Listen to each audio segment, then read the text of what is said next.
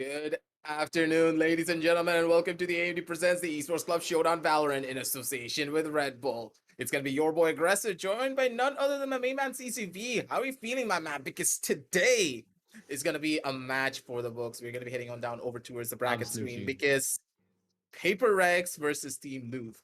We've been waiting for this for a while. This is what you dub as the Southeast Asian El Clasico. We Yeah, already know what our exactly. Clásicos look like, but this one, we haven't had the treat to cast something like this in such a long time that I am really pumped and I'm really hyped to see exactly how both of these teams are going to be playing against one. That's the thing. Leading up to this, it is absolutely going to be the Val Classico because it is going to be Singapore's best team, Paper Rex, Yep. against the second best from Singapore, Louvre, and against each other. Well, kind of like coincidentally, South Asia's Val Classico as well, Global versus Velocity. It's been a while since we've seen both of these face off against each other, more so in a best of three format. It was over a month ago. We'll go into their past details later. There's a lot to talk about these two teams because they are by far one of the best in the entire Asian Pacific region. That's why there's just so much information, and obviously they live up to the standards, they live up to the name because of how their performance has been. We'll bring up the brackets as well, but so far, looking at the journey both of these teams have had, yeah, we can see for the side of Paper Rex, they've already seeded into the second half, and then they defeated 2-0 arguably the best team from Pakistan, Team Exploit. So that was a BO3 win. Louvre ended up defeating Velocity 2-0 as well, and now that brings both of them here in the upper bracket semi-finals, and they'll be facing off against Alter Ego, a newly crowned upper bracket finalist. We just saw their best of three go the entire distance. It went to the map of Haven. Alter Ego took that map win 13-4, and they cemented a place in the upper bracket finals. Now, Alter Ego, they can relax and they can just study this BO3, study their potential future opponents, because sooner rather than later, we are going to be seeing the best team from Indonesia, which is Alter Ego, against, well, who is it going to be? Who is going to be the new best team from Singapore? Is it going to be Paper Rex or is it going to be Louvre? Well, we have to find out after, and after we watch this BO3, because it is surely going to be an absolutely stunning affair between both squads. It's just I don't know what to expect from both of these squads just yet because they have so Mm-hmm. much history with one another. They know exactly how to play against one another. They know their best maps. They know their weaknesses. They know their strengths. So, in general, it's all about the adaptation. It's all about how much growth have they gained throughout this entire tournament, playing against a lot of the other South Asian teams, and now being here in this position. Luke being able to take down arguably the best, or if not one of the best teams in South Asia, being Velocity, and for Paper Rex to take out Team Exploit, it's not an easy feat. Both of them made it look like child's play, but it's just not going to be that simple now. It's going to be, is it? Because now these two juggernauts are going to be going up against one another. The shots are going to be clean. The shots are going to be even more crispy. And a lot of different strategies are going to be showcasing because now, whatever we know about the South Asian meta, we're going to be throwing that out of the window. We're going to be purely focusing on exactly how the Southeast Asian teams are playing. And the double duelist composition is just that good. But hey, you're talking about the teams a little bit. So let's head on down over onto their team intros and see exactly who's going to be on the very beginning phase. And it's going to be none other than Paper Rex. Now, we already know one person here that's just an absolute god on what he does. Absolutely. It's gonna be Forsaken. Exactly. Forsaken Yeah. going in for a couple of his plays, man. I still remember casting that one game on when they were going up against Team Exploit. Forsaken was just running around on a zip line. And I was screaming, Asuna, is that you? Because the way that he was running around in the zip line, I felt as though I was watching 100 Thieves Asuna. Not only Forsaken, but alongside Jing. That's also, I mean, these two players, mind you, in the entirety of the Esports Club Showdown so far that we have seen them play, both of these players are the two highest rated performers individually if you look at the average combat score, and both of them are from the same squad. Both of them are going to be playing together. So, what competition stands in front of them when you have the two best performers on the same team and both of them love to play the duelist? For Jing, he has not picked any agent other than the Reina. Forsaken, like you mentioned, Aggressive, he is going to be on the jet. He will be the dive operator. He will be the dive agent as well. Alongside the operator, he can play multitudes of roles, very versatile and obviously extremely lethal and deadly. Not to mention the other Paper X squad and all the members there as well. However, it's now time to have a look at their opponents. It's going to be the side of Louvre. And even these guys in front of our screens, well, we cannot take them lightly. We mentioned Jing, we mentioned Forsaken, we mentioned how they are the two best performers here at the showdown.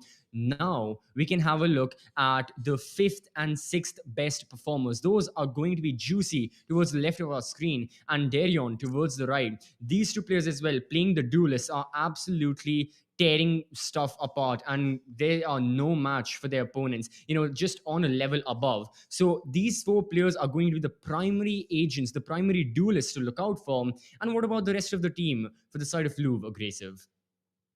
Honestly speaking, I'm just amazed at the way that Louvre is just running around the servers rampant. But now they could have finally met their match going up against all the members of the side of Paper Rex. You never really know what to expect just yet. So we're going to be noticing that moving on down the line. But at the same time, both of these teams, they need a proper battlefield to fight in. So let's head on down over towards the map view screen and see exactly where we're going to be headed. And map number 1 being picked up as Split. This is an interesting pickup because Split is not one of the strongest maps of Paper Rex, but at the same time, Louvre, this is one of their weaker ones. So falling into this category, Paper Rex, they're playing a massive gamble by not picking up one of their strongest maps right off the get-go. That's also one of the things. The thing with Split is, on the contrary to the other two maps in the pool, Icebox and Breeze, the other two maps which have been selected, we have not seen both of these teams pit against each other on the map of Split for well over 5-ish months. The last time we saw Split was far, far back in another one of the Southeast Asian tournaments. So how competent are they going to be there? I'm certainly sure that, and everyone will be sure, that both of these teams have been performing, all by themselves in their private sessions and all, and their war reviews and scrims. They must have been doing a lot of scrims. However, they have not faced against each other in a competitive broadcasted match live in front of thousands of viewers for well over months and months on end. The thing with Icebox and Breeze is, quite recently, we have seen either these teams played against various other opponents here at the Showdown or in other tournaments, or even against each other to an extent. We have not seen that with Split. It's been a long, long time since we have seen either one of these teams play the map of Split in total. So seeing them with a brand new foot forward, what can we expect as viewers, and what can the teams and their opponents expect as players being in the server trying to counter the strategies? Because Split to me is going to be a complete Pandora's box. Once you open it, like you mentioned, aggressive strategies, theories, kills, any of that can happen. Yeah. You just can't expect it, and it's going to be extremely uncertain as to what exactly will take place on that map. It's just, we don't know what to expect just yet, because Split is a map where, as you just stated, we haven't seen anything from both of these squads. It's been a while since they played against one another, but Paper Rex, they're not a stranger to this map. They know how to play it, and I do believe that them picking up the map of Split right off the get-go is pretty much that safety net, being like, okay, you don't know our strategies, we don't know your strategies, but at the same time, they did play against other squads on the map of Split, and Paper Rex, they didn't really have the best of showings when it comes down to Split. And for the side of Louvre, personally, I can say that I haven't done my research on the map of Split for their side as much. I think that you can give me a little bit more clarity there. But what we do know is that Icebox is going to be one of the strongest maps for the side of Paper Rex instead. Paper Rex, they love that map. They honestly just adore that map when it comes down to their own defensive side. But we're going to be talking about side of Icebox later, because Split now is the thing that's shrouded in darkness. And how will we notice it all moving on down forward? It's all up to these two squads. Now, in Split, what do we normally think of whenever we think of agent selection? Breach, yeah. Sky, something along those lines. But Initiators, that's just the side of the South Asia scene. Now, when it comes down to Southeast Asia, double duelist is much more of the prevalent meta, and double controller as well. And that's exactly what we're seeing from the side of Paper Rex. Double controller, double duelist, no initiator whatsoever. So they're kind of playing not based upon pure utility, but facilitating their duelists for close range engagements, allowing them to put their aim on showcase. But the thing is, if the side of Louvre go in for the double initiate, if they go in for the initiator-based composition instead with a single controller, they have a lot more utility to work with. And now we're pretty much in a situation where it's pure, utter utility-based executions versus much more of the control-heavy playstyle. And this is really scary in my eyes because we don't know what to expect from both of these squads just yet, because double controller on attack is so weak. You can't really do much with it. So if Louvre are able Yeah. to get like a 9-3 scoreline, 10-2, or maybe even an 8-4, they're the ones at a massive advantage. They're going to be the ones to just completely shut down their opposition before they can even take a breath. And with all of these factors coming into play, I don't know, dude. On paper, Louvre, they just have the better composition for their side. Certainly looks like that. But at the same time, I'm sure PaperX are aware of this. After all, they chose the map, so they must have known by default that their opponents get to choose the side pick initially.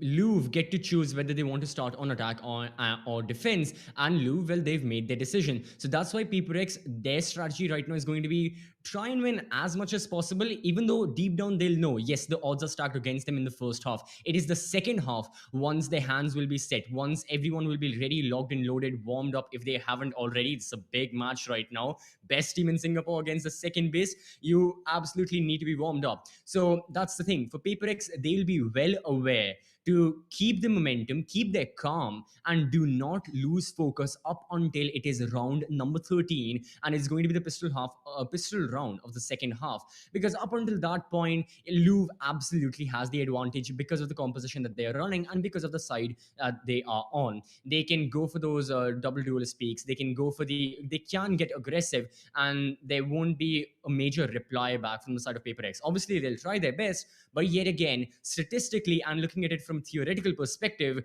Louvre will be in an advantage if they play their utility correctly, which they absolutely have to. Speaking of seeing the utility, speaking of seeing the players, well, I think we can jump into the game aggressive. I think we can start off this best of three. We can start off Singapore's own Val Classico. After a month, we'll be seeing Louvre against PaperX. Both of them are going to be facing off each other in a matter of seconds. So here we go. Round number one. It is starting off. The members of PaperX, they're right here on the A bomb side. We can be seeing initial gunfights taking place as soon as right now. Forsaken looks to push in all by himself. There's a one turret that can spot him. He's the dive agent. He dashes in and he gets the opening kill. There goes Killjoy. A reply back is there from Louvre. However, look at the side control being taken. Thanks to that Viper's toxic screen, it blocks all angles. Any and all info was gone from Louvre. And now it's trades back and forth as the spike has been planted. How are they doing this? They're going to be able to get the full-on control, but man, we don't know just yet how they're going to be pushing it all down. Jing is taking a good chunk of damage because of the nanosword. Sorry, because of the pain shell there. And now they're just not going to be able to find their shots are going to be good. And Jing, he's going to be coming to the raid boss. 1-versus-1 situation. Jing versus flaring. One shot to the left, one shot to the right. Jiggle left, jiggle right. Going for the shots. Oh my god. Into the face and flaring. He had nothing to do with that situation. He had no There's way of a surviving reason. that. A Jig. There's a reason why he's on that radar. Just as you were saying, it's easy to be Jig. He deserves to be on that spotlight. He is the best performing player in the showdown for a reason, and absolutely for this reason. I mean, just look at him performing. This was the pistol round all by himself, 1v3 clutch, and this is just like I mentioned, the initial round, the first round, round number one, and he's already gotten 3 kills. One can surely just fathom what's going to happen next once he has rifles and SMGs in his hands. They expect from them just yet now, do we? Because the way that all of the plays are happening, the way that they're able to take a lot of these different engagements, it's just first initial fight, you expected a little bit more from them. First initial engagement, It wasn't as clean as you would have hoped. But hey, Jing right at the very end, he just jiggled it out so beautifully. He toyed with his feelings, man. He went left, he went right, did a couple of pop shots, and then right at the very end, went in for a slide jiggle, and then went in for that full-on swing to just take out Flaring with one single bullet. Beautiful from this. It was great. He knows how to play these fights. He knows exactly how to take these engagements, and he is not gonna be giving you a single bit of space to work with. PaperX, a little bit too close for comfort on that 1-versus-1, but still, it's good. It's fine. We keep the ball rolling in their court, and we just keep it all winding up as much as we possibly can. But for now, though, CCV, that was just a pistol. Yeah. And you know for a fact that I always talk about the pistol rounds as being a little bit of a throwaway round, especially when the game of Valorant. It really doesn't matter who wins the pistol round and who wins the anti-eco. Hey, if you win the pistol, that's good. If you win the anti-eco, that's even better. If you lose the anti-eco though, and then it really does hurt a lot, because then it's a 1-1 scoreline. Economy is going to be taking a massive hit, and it's going to take 2 more rounds consecutive for you to get your economy in a proper position to keep the fight going onto your side. That's when the disruption happens. That's why anti-ecos are so much more crucial, because if the anti-ecos are a loss, then you're going to fall apart. But the pistol round itself, it really doesn't hold as much weight. So I'm not going to be judging the side of Louvre in any way, shape, or form just yet, because I want to see exactly how their buy rounds are going to be playing out, because the buy rounds are where it all matters. The buy rounds are where the real fun is about to begin. Will Louvre be able to stand up to the strategies that Paper Rex are going to be putting onto the table, or will they falter and just disintegrate? Because Paper Rex, right off the get-go, the way that they entered into a side, Forsaken, he means business. Right there.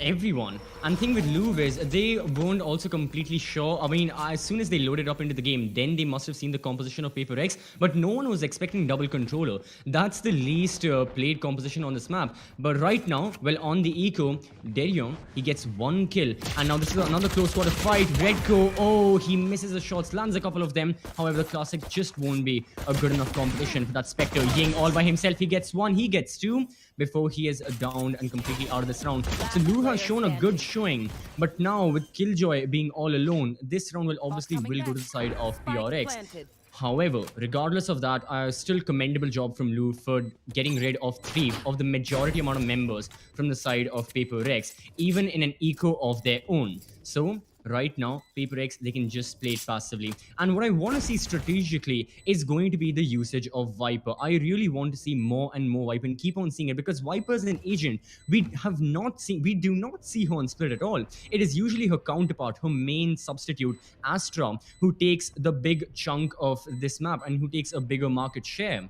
But with that being said, I really want to see, because what we saw in the pistol round, that one Astra, toxic screen lineup towards the side of the A bomb side, that was really nice. Even here we can see that this Astra toxic screen was to shut off B Heaven and all. So I want to keep on seeing these toxic screens, and I want to see how deadly Astra Viper can be on an attacking perspective, not just on defensive, because there obviously it's going to be extremely viable for PRX. 0-2. First buy round coming on down to for the side of Louvre. And on the scoreline, let's see if they can get some value out of their own utility, and if they can get something done with it. Derry, he's going in for a very questionable play on his own accord. He just pulled out the operator, and it's completely glass cannon. It's not going to be able to find out much though, but still juicy. Sweeps out of the corner, gets that first initial kill down on the Zing. Redco's going to be the one to take down Benkai. It was a 2-for-2 trade. And with that, it's a 3 versus 3 situations. Devi on that lurk, he's trying to see if he can find a push from the side of B main, but ooh, an absolute land, Redco. Beautiful off angle for your side. And Forsaken, he should not be the one expecting this. Redco's gonna be good for 1 kill, spots out the shoulder, but still Forsaken's not gonna be hit that shot. Redco's gonna be getting away. And with that, just jump up, going for that kill. Redco just walks right past him, and he's like, oh, hello there, Forsaken. I heard your full rigging. I'm gonna be taking you out, and Devi, he doesn't know what hit him from the sides. Flaring gets the revenge kill. And with that, that's gonna be 1-2 on the scorecard, ladies and gentlemen. And Louvre, that's exactly what we expected. As soon as the buy round comes through, it's just an instant 180.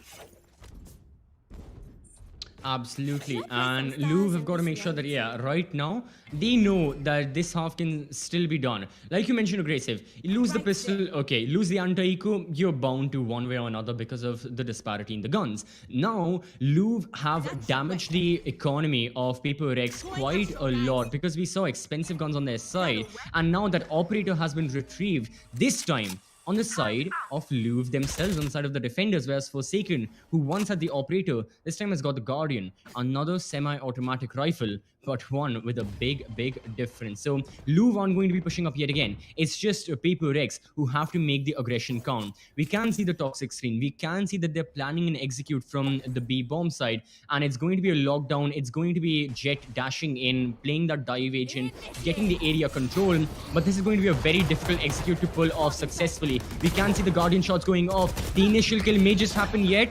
20 HP, but it's going to be the Viper who gets the kill, and he is pushing it even more alongside Jing. playing the Reyna, and they're going to be facing off against the Operator very, very soon. Meanwhile, other members from Louvre are also going for those trades, so they are aware. The retake is on. Raze satchels into the bomb side. Redco gets a kill. Raze is right beside the spike. Where are the members of Paper X? They're in defender spawn. All of the Paper X members are in defender spawn. Yet they can defuse the spike. There goes the Operator shot has been missed. The spike is being defused. 2 kills for the members of Louvre. Forsaken was the only one alive. He gets rid of Leon. However, he can't get more. And Louvre win yet another round. They defuse the spike and they retrieve the my op. arms are good. We can go. It's 2-2 already. Yeah. This was just way too close for comfort as well, but for the side of Paper X, they just got funneled into the worst possible spot ever. Like, what do? There's a big bad rocket launcher on one side. Then there was a play from the side of Letty. There was nowhere for them to go. Juicy just funneled them all into one single angle, playing from the alleyway. They had to go in for a wraparound. There's no way they could have survived that for any longer. Good shots from them. But now, on this 2-2 scoreline, Paper X, they're the ones at the disadvantage. Slow and steady wins the race. Pushes are going to be coming on down through, and Forsaken, he's hungry for it. He's looking to see if he can get a kill or two with his trusty Sheriff. And you know that he's playing with the best Sheriff in the entire game. Other than the Iron, of course. Being the Sentinel Flight. I'm a sucker for the Sentinel Flight skin. And hey, the Vandal just gives me a bot.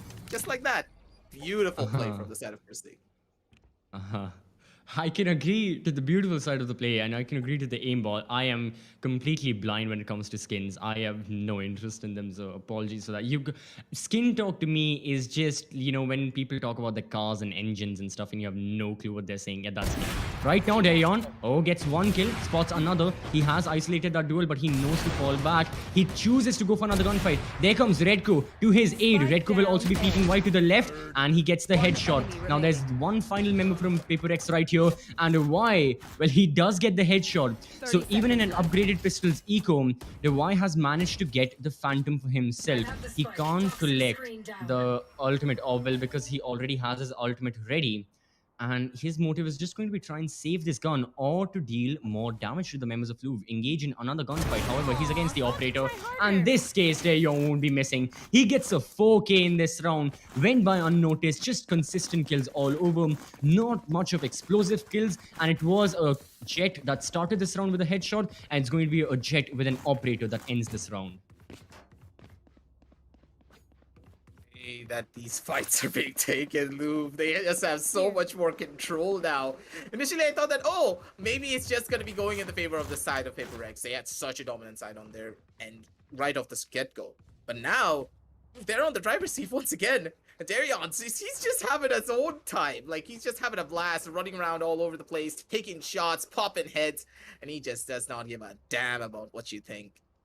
And hey, both of these Singaporean juggernauts, they're looking to see if they can find a little bit more of their own spicy affairs on their own accord. But as you can already see, the compositional disadvantage is coming into proper play. Without an initiator trying to go in for the attacking side with a double controller strategy, it's just so much more difficult unless your controllers are using their utility in proper conjunction with one another. And even if they do use their utility with proper conjunction, the problem is you're putting so much... Yeah, they have nothing for the execute, plus your duelists just have a lot more pressure on their shoulders. If your duelists are not able to perform, then it's just not gonna work now, is it? You're putting so much faith into Forsaken and Jing that if they don't perform, if they don't get that first initial entry, that first initial kill, it's just gonna fall apart for you.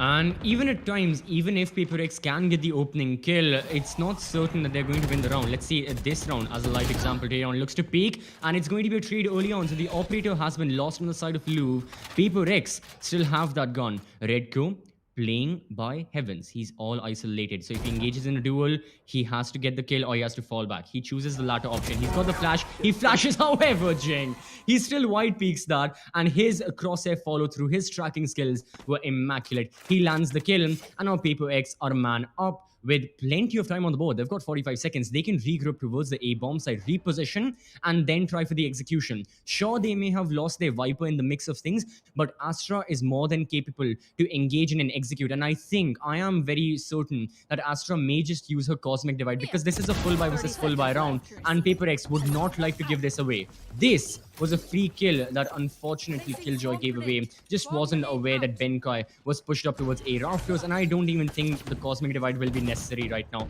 They can just plant the spike, play on the man advantage, go for trades, and then Jin can just do his thing, as he will be peeking wide right now. Oh no, in this case, it's going to be Flaring who lands the headshot. He's still looking for more. He's hungry. He knows another player is towards heavens. However, he has a many angles to check. So Paper X have got the advantage. Louvre are still pushing through. Both the members towards defender spawn, looking to make entry onto the A bomb side. However, Mind Freak is holding a very extreme angle. Forsaken as well from A long, peeking wide, and that's going to be just an entire massacre because of crossfires and different forms of angles being maintained. So Paper X, they had initial trades, but then they got 2 free kills, one on B heaven towards mid, and then one near A vents, which Benkai was just sitting there waiting for his prey to appear, and he took him down. And because of that, well, it was an easy execution overall. Things were good, fights were taken out, and Paper X, they are going to be the ones at the advantage once again. But it's still a 3-on-3. This match has the possibility of going over onto all 3 maps if this is how Split is going to be played. Louvre, they also have their own strategies. Paper X, they also have their own strategies. But Paper X, what are they really fighting for in this situation? I told you this already, CCB. It's all about getting to that 7-5 scoreline or just surviving to an 8-4. That's all that they need. If they're able to get there, then they are the ones at the advantage, but still Darion's not going to be able to give Jig anything to work with. Here comes the ultimate as well, and Louvre, they're hunted for the kills, but still Forsaken, beautiful placements for the Cloudburst. He's going to be able to stop down the hold, and Forsaken just swings out and uses that operator to get that final kill down onto the side of Flaring. He's not going to be able to survive for long. And with that, that's going to be a 1-for-1 trade, and poor old Astra didn't even know what hit him. He was like, oh, Rolling Thunder, free kills for me. Come on, 3K. I'm going to get myself on the board once again. But Forsaken, get something else to say about it. But Benkai, okay, just walks straight up, gets a kill on the Darien. And now, Paper X. Yeah, I felt like Darian just missed a shot, and that was so valuable right there.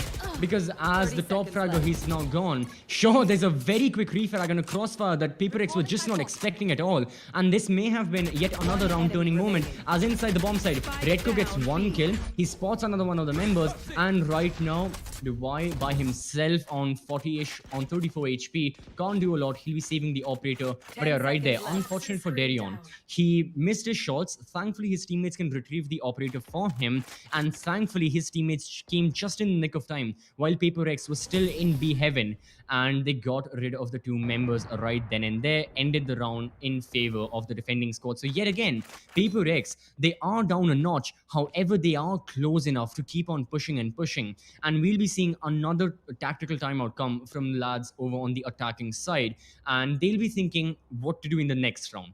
This round, they have got an operator. It may function as a glass cannon operator, and the other members, they can just be supporting teammates. There used to be a strategy, I remember, it was called the hero vandal play, where one player has a gun, a very good gun. They can either buy armor and supporting utility with it, and then all 4 of the members with cheap guns, they can just support them.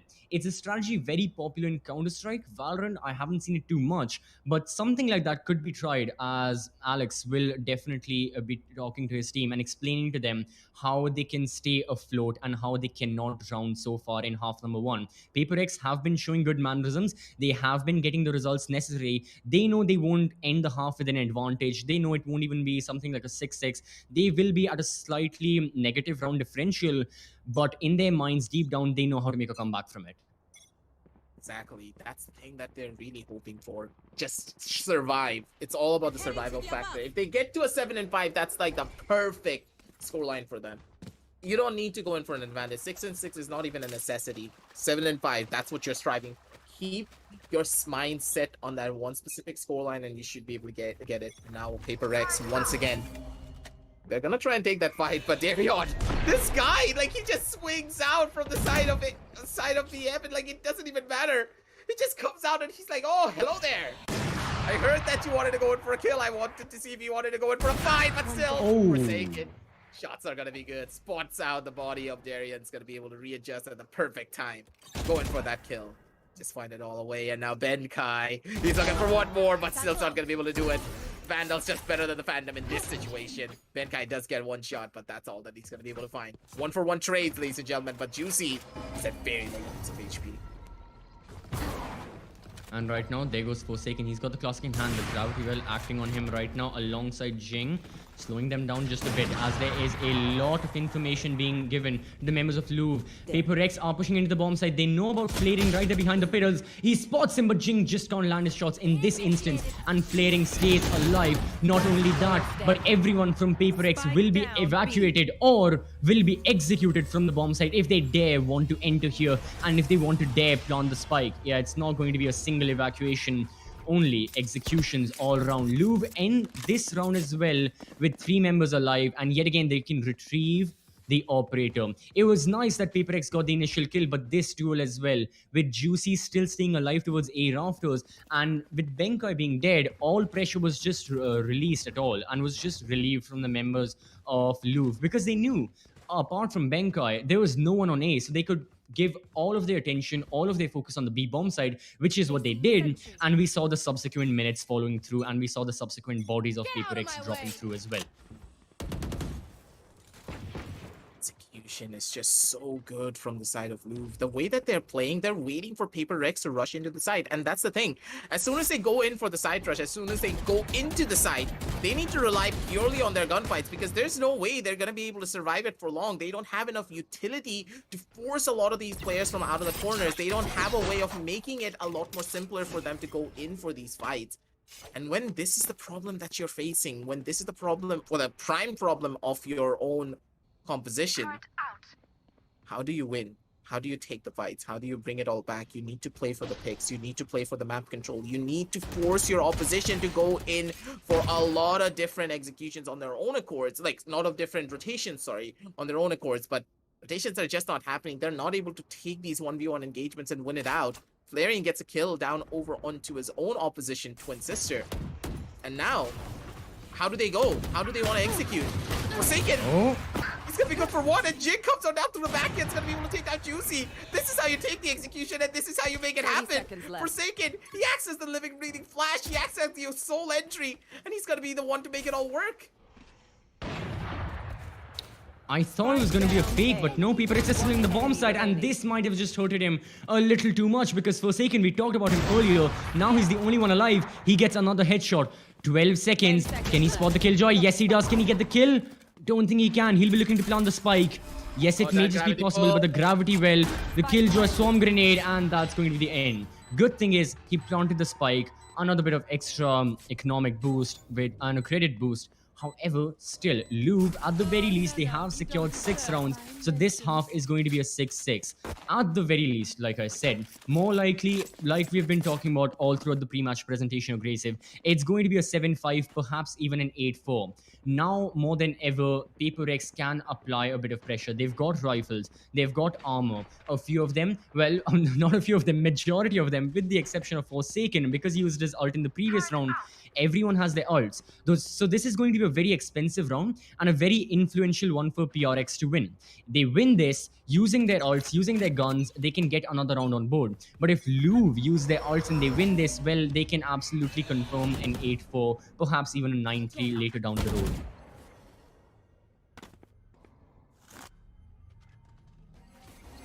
On their side, all the positions primed. It's Forsaken's turn to go in for a fight of his own. On towards the side of the fence. Slow and steady wins the race. He's pushing his way up, but still that turret's gonna be such a big problem. Lenny! No, the timing! He walks away, but still he's gonna be able to go in for that kill. Forsaken didn't even know what hit him. He's gonna be able to get himself out as well in this situation, and Lenny is in such a good spot, but still Jink, he gives away his position. He's know exactly where he is now, but still, heaven control has been established. They have full sightlines, but still Lenny! He jumps down and gets a kill on the bad guy! He didn't know the Nanostorm's not going to be helping, and Darion's going to be the one to take down Jing. And they're falling apart piece by piece once again. It's gonna be 7-3. 2 more rounds. And they need to win those 2. If this goes down to a 9-3, there's no way they can come on back from this. Paper Rex, they could just lose out on map number 1. Hold the thought. Hold the thought. I'll talk about it later. No. 30 There's seconds something left. about the scoreline and something. I have to prove my point. But No. yeah, right now, jokes aside, yeah, Paper X, yet again, I talked about this being a very influential round. And Mind Freak, he's completely all by himself. Sure, he has his ultimate, but by himself, it's of no use because with the Cosmic Divide, you can deny information, yes. But there's not much information. All Louvre have to find out is where Mind Freak is, locate him, and then just attack him on all fronts. You've got 4 members. He's all by himself. He gets 1, and that's it. There's the trade. So Louvre will be getting their 7th round on board as well. They'll be happy with this. And I'm not gonna lie that it's looking fine and dandy for them. The next round as well is going to be economically very tough for the side of Paper X to conjure up a buy. They won't have enough credits and all. So that's also going to be a major problem, and that already gives advantage Louvre, and they can get 8 rounds on board. Only thing Paper X can look forward to now is going to be round number 12. Save up their credits, save up their money, try to get another ult on board, harvest those ultimates if you can, and then go for the execution, go for the final frontier attack. Try and end the half 8-4, because if that's not possible, then certainly things will get difficult. I'm not saying impossible, difficult, yes. They're gonna be the ones to lose. Are they gonna be the ones to bring it all back? Are they gonna be the ones to fall apart? That's what we're really trying to find out here. Slow and steady wins the race. But now, how much more can they find? But once again, Juicy, too much of an aggressive feed. Jing's been doing this consistently throughout the entire phase. These aggressive pushes are just not gonna be working with Jing. His aim's not gonna be true to him. Darian's gonna be the one to shut him all down, and Flaring's gonna be the one to take down Mind Freak. And already it's a 4 versus 2 situation. Lenny's gonna be the one to take down Benga, and Lenny knows he's just gonna walk away from this. He's not even gonna take these fights. Flaring gets the last bit of information. They know exactly where the last 2 players are. One's on towards the side of B Heaven, one's on side of B Main. The B Main player is making a rotation down on the mid, but it's all up to Forsaken. If Forsaken is not able to get 1 kill, maybe 2, there's no way they can bring this one back, but Darian's not gonna be giving him anything. He knows where Forsaken is gonna be playing. He knows exactly what he's gonna be thinking, but still, Davai. Good for 1, but that's it. Nothing more than that. Maybe on a lurk, he's gonna be able to find something, but Redco, he just knows. He's gonna be watching that angle. 8-3. 1 more round. If they don't win this, in the half. not even the curse can save them. No. Now, how have the tables turned here? I'm sorry. No. There's a reason for it. Okay, CCB, wait a second. Because the map was split, I hate this map, so I don't believe in the curse. Oh, that's... I was going to apply actual logic, and your defense argument is you don't like this map. Okay? I'm sorry. Emotions matter in arguments. We'll talk about that later. For now, let's follow through with this round. Let's have a look at exactly what's going on right now.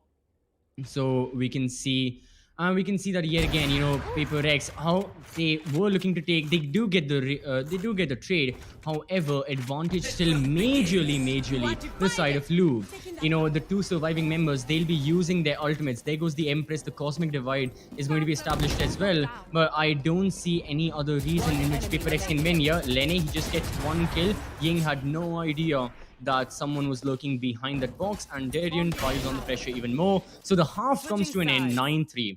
And this is where I say, I'm not going to call it because of the curse. I'm just going to call it because statistically, Split is inclined towards the defenders, and Paper X have chosen a very defender-heavy composition, which can instigate better gunfights later on. So all Paper X need to do is win the pistol round and the anti-eco, and I'm gonna be honest, they will have an advantage. I'm sure many people will be surprised to seeing Louvre, you know, leading 9-3. But trust me, on the map of Split, I think Paper X fans can still have and can still put their faith in them to know that they can make a comeback. Do they have the advantage right now? Absolutely not. Right now, Louvre is just another step up Paper X. But later on, that can certainly change. And for their own rushes soon enough, Paper X. Ooh. Good positions for them, but still, Louvre, they have full control of the A side, and I kind of question what Paper Rex were thinking initially, maybe going in for a possible retake situation, but with a double controller strategy, you want to go in for retakes? If it was a single initiator, I would understand that, but in this case, this is going to be quite difficult for them. If they don't find that first initial kill, Forsaken making so much noise, he's got to be the first one to go in for attack, spots out one of the players, but they don't know that multiple people are holding down from these sidelines.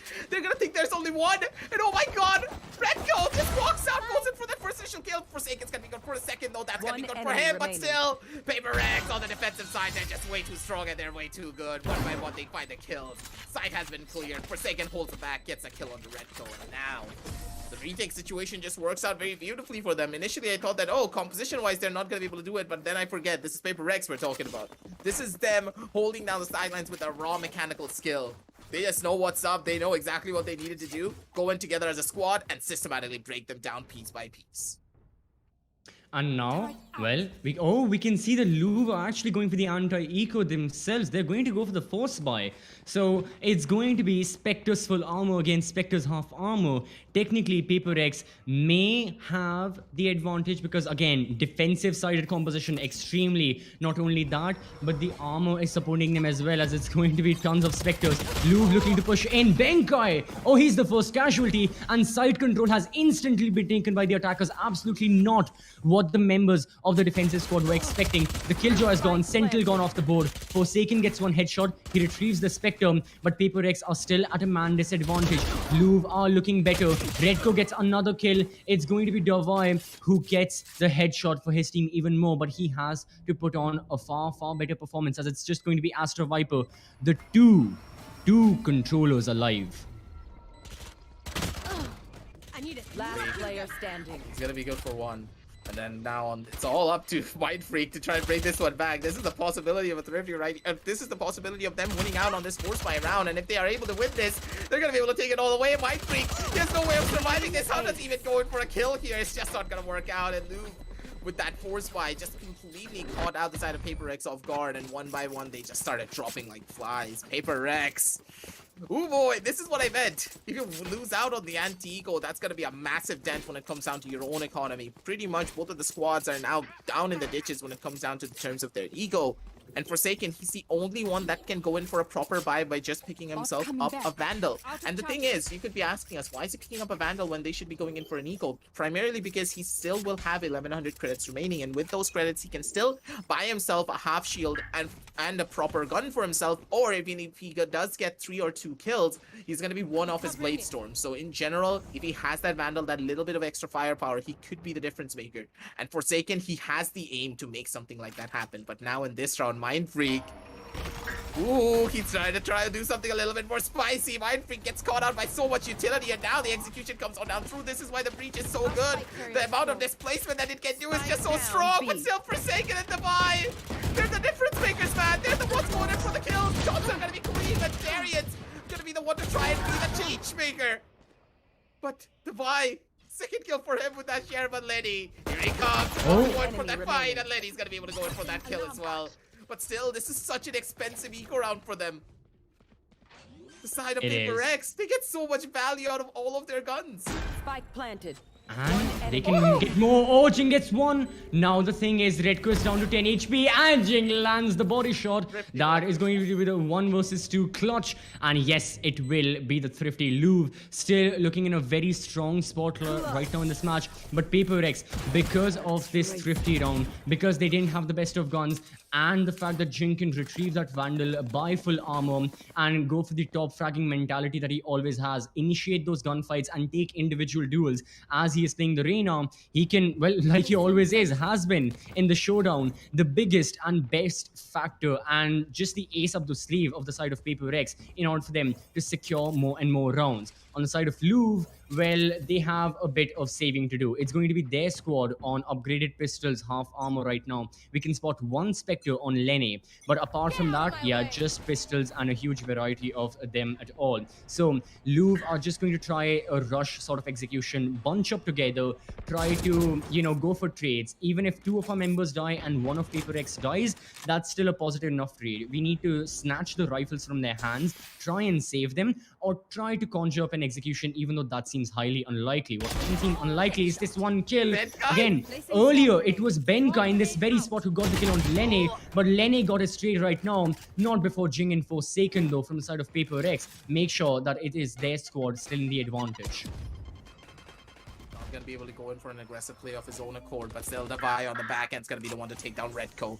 Shots are gonna be good from both sides, but still, Louvre, they're not in the best of positions, but at the same time, they got more than they could have hoped for. Just the spike one's the only thing that's missing. If they can get the spike down, it's the perfect eco round for them. Slow and Steady wins the race. Juicy's the one who has the gun in his arsenal. If they're able to take out Jing, the entirety of the A side, it's ripe for picking. Ooh, Jing, better angle, but no! Flaric's gonna be the one to go in for that kill! One enemy Forsaken's gonna be the one to swing out and Forsaken. 2 easy taps for him to go in for those kills. 10 and 6. And with that, I got your the back. side of Paper Just, X, they're you know, slowly from the but front. steadily going in for that comeback. It's happening, but it's gonna take them a little while. Yeah, that's the thing. Paper X, they still have a long journey to embark on. It's not like they've already embarked on it. They certainly have ever since the second half started. But to catch up to Louvre and to not give a single round to Louvre, that's the bigger thing. Because their opponents right now, the attacking squad, they are on double digits. A single round means they'll be 1 away from match point. 2 means that they will be on match point. So it's a very, very narrow path and a very narrow trail that Paper X are treading on right now. And they cannot slip up. Not even once, because that can lead to disaster. Right now though, Louvre have taken the bomb sites, so Paper X certainly are going to go for the counter, retake strategy. However, this can delay them even more. They know where the Killjoy lockdown is, they just can't seem to destroy it, and they can't seem to destroy this attacking post-round positions that have been set up by Louvre. Darion pushing into a heaven, and he's just looking for fights. He's not being aggressive right now. He's just looking for those kills. It's going to be Paper X who have to flood into the bomb site, trying to overwhelm their opponents. Darion peeks wide. It's going to be Jet versus Jet, and it's going to be Forsaken getting 1 kill before he has been traded out. Juicy is still alive. Redco has got the aftershock. Time is ticking down. Paper X have to start defusing the spike right now. There goes the Viper Split. They don't have time. There goes the spam fire from Juicy. The paint shells will also be thrown, and Paper X lose this round. They opted for the retake, but the retake will be taking their lives. It's kind of the thing here. How much of a retake do you want to play, especially against a breach-based combination? You don't have a lot that can work out on a retake strategy now, do you? This is a double controller. You need to hold down the sides. I could be wrong here, but Paper X, this kind of one-dimensional playstyle from their side, it's not what we expected now, did we? It's 11 and 6 already. They need to take a little bit more initiative. They're going in for the same strats over and over again. And the side of Louvre, they just have so much more control. They're just walking around the place as if they own it. But still Forsaken, he's gonna be the one to jump out and get that first initial kill on the Darion. And now here comes the Roomba.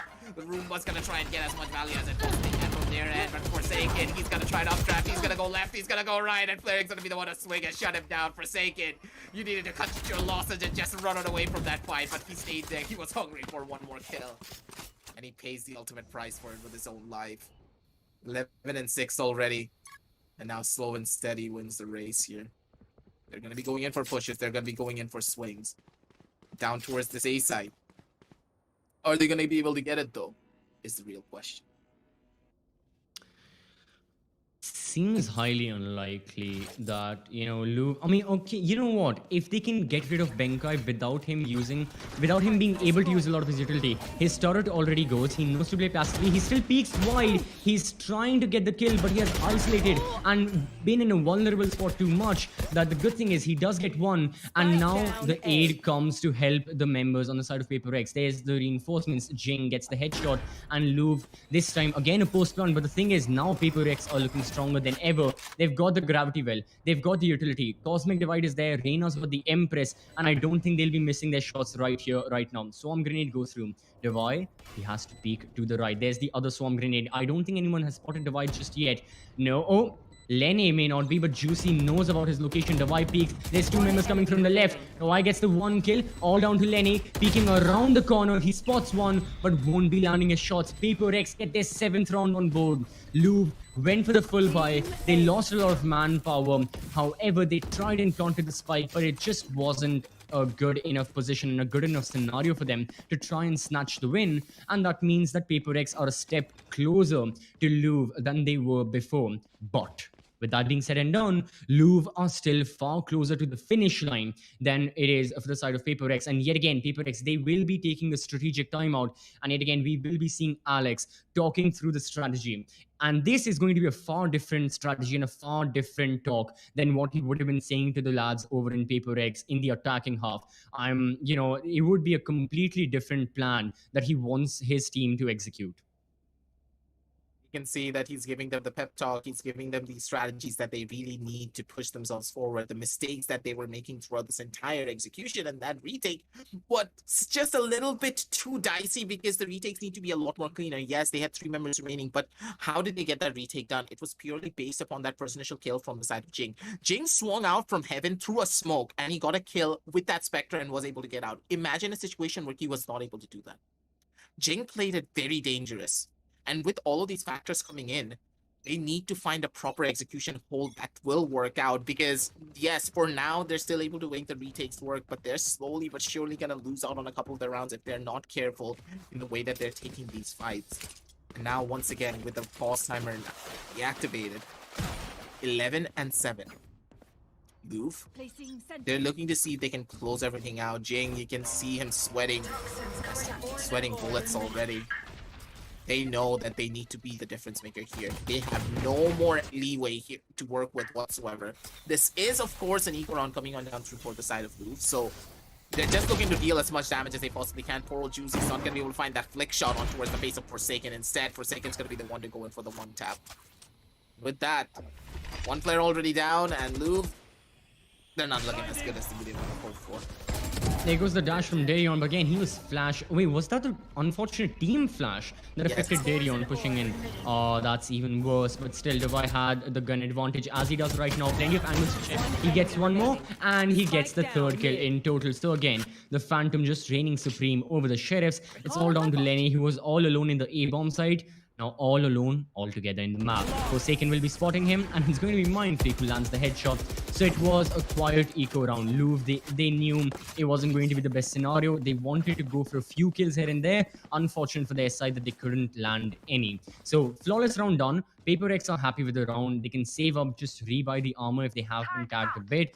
And their guns will be with them. They can buy utility. They are looking on the up and up, but they have to keep on winning rounds. This isn't a case of economy, which I'm seeing Paper X are looking on the up and up. Economy, yes, is vital, but higher priority has to be given to the fact that Louvre have got 11 rounds on board. Like you said, Aggressive, another slip up, and that is match point. That is overtime secured. And Louvre right now, they are going to be going for the execute. Jing, no one has spotted him just yet. No one has checked the corner. He can get multiple kills. He gets 2. Mindfreak gets 1 more. And this is great. Just entirely shutting down the execution. Darion is all by himself, and there are 3 members that he has to fight off in order to win this round. You gotta remember that that position is probably the most sneakiest position in this entire map, and no one checks that angle. Like, you don't check it right off the very beginning now, do you? You just forget that that thing even exists. Like, who would stay there?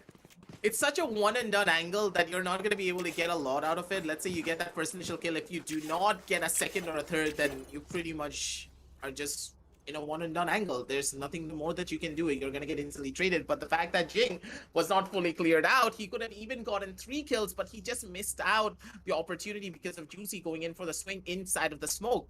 Who placed the smoke on towards the mid side of A? No one, but still, hey. Juicy's gonna be the one to walk inside of that smoke, and if it wasn't because of that smoke, Jing would have gotten 3. So much value being given, and then immediately, as soon as Jing got the kill, Jing fed the information to his teammates, and he was like, okay, go, time to take the fight, time to rush on down in, we need to take them out right here and right now. But in this particular instance, we do see the side of Louvre going in for a tactical timeout. Now, why would you take a timeout in this situation?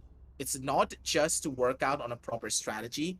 It's also there because you need to try and figure out a way to settle your squad into a better spot. You need to tell them, okay, boys, I know for a fact that we have lost so many of these rounds consecutively, but it's okay. How do we bring it on back? We need to take a deep breath. We need to try and showcase to the side of the entire world that, all right, it happens from time to time. They just have the better composition on the side of defense.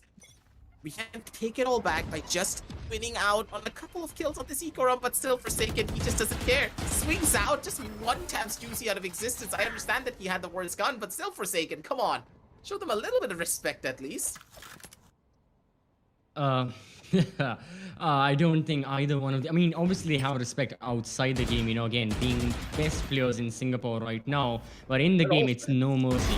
Nothing that, yeah, that is true. And yet again, Forsaken is pushing through. He gets another. He'll be looking to peek wide. In this case, he finally is 6 feet under the ground, and his rifle will be retrieved by the members of Louvre. So that is nice. They can save up. They can also take the ultimate orb if they would like. However, that's only for Lenny to take, as both Breach and Astra have got their ultimates ready for use in the next round. Right now, I don't think we'll be seeing any Cosmic Device or Rolling Thunder, nor do I see Paper Rex opting for any ultimate usage. They just want to save it for the full buy when it does occur. So Paper Rex are also close.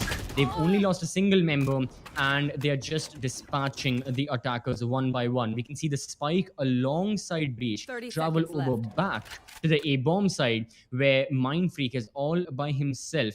And can he make sense of the situation? Can he spot the two members and try and get rid of them? Well, Jing will also be rotating over, so there are reinforcements coming in, and I don't think this execute will be successful. The flash goes through, there's the Vandal, and those are 2 headshots, and that is the 10th round for Paper Rex. Now, Gracev, this round is one that everyone should look out for. Do not blink even for a second in the upcoming round, because we will have ultimates on board, we will have rifles on board, and Louvre will be fighting for the match point. Paper Rex will have a chance to equalize the score for one of the very few times that we have seen, except for early on in this map.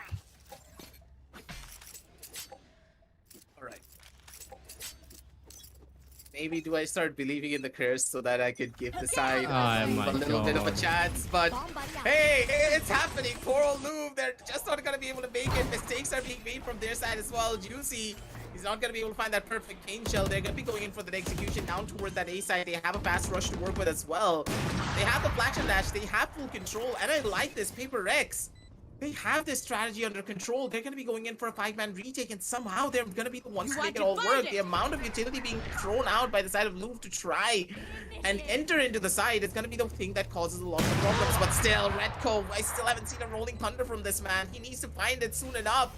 Forsaken's going to be the one to get that kill down on a 1, and Killjoy's going to take a back seat. Here comes the Astral Wall. Device going to be good for 1. Device going to be good for 2. They're looking for a couple of more kills, but still, Oh it's my. just not going to be enough. Ben Guy shuts down Juicy and poor old Redco.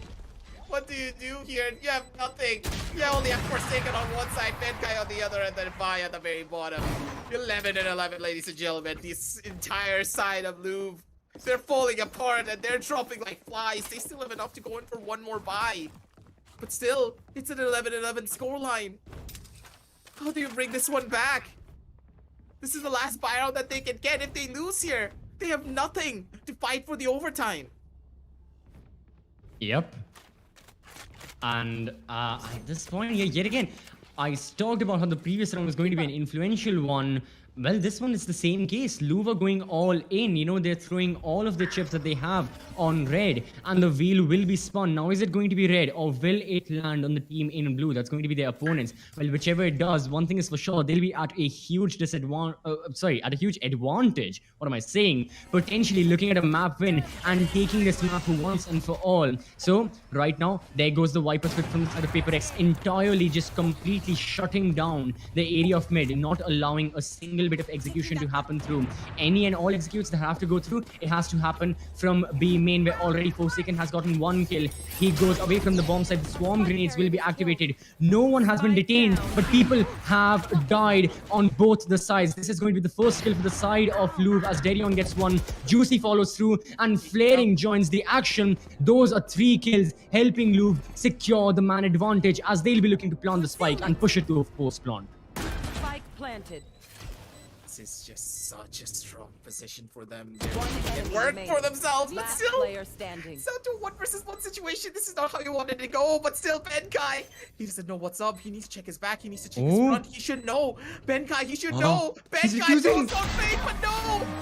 This is the situation where you do go in for a fake. I thought after the half defuse, he's gonna wait wake up and he's gonna turn his Exactly. face around. Match point.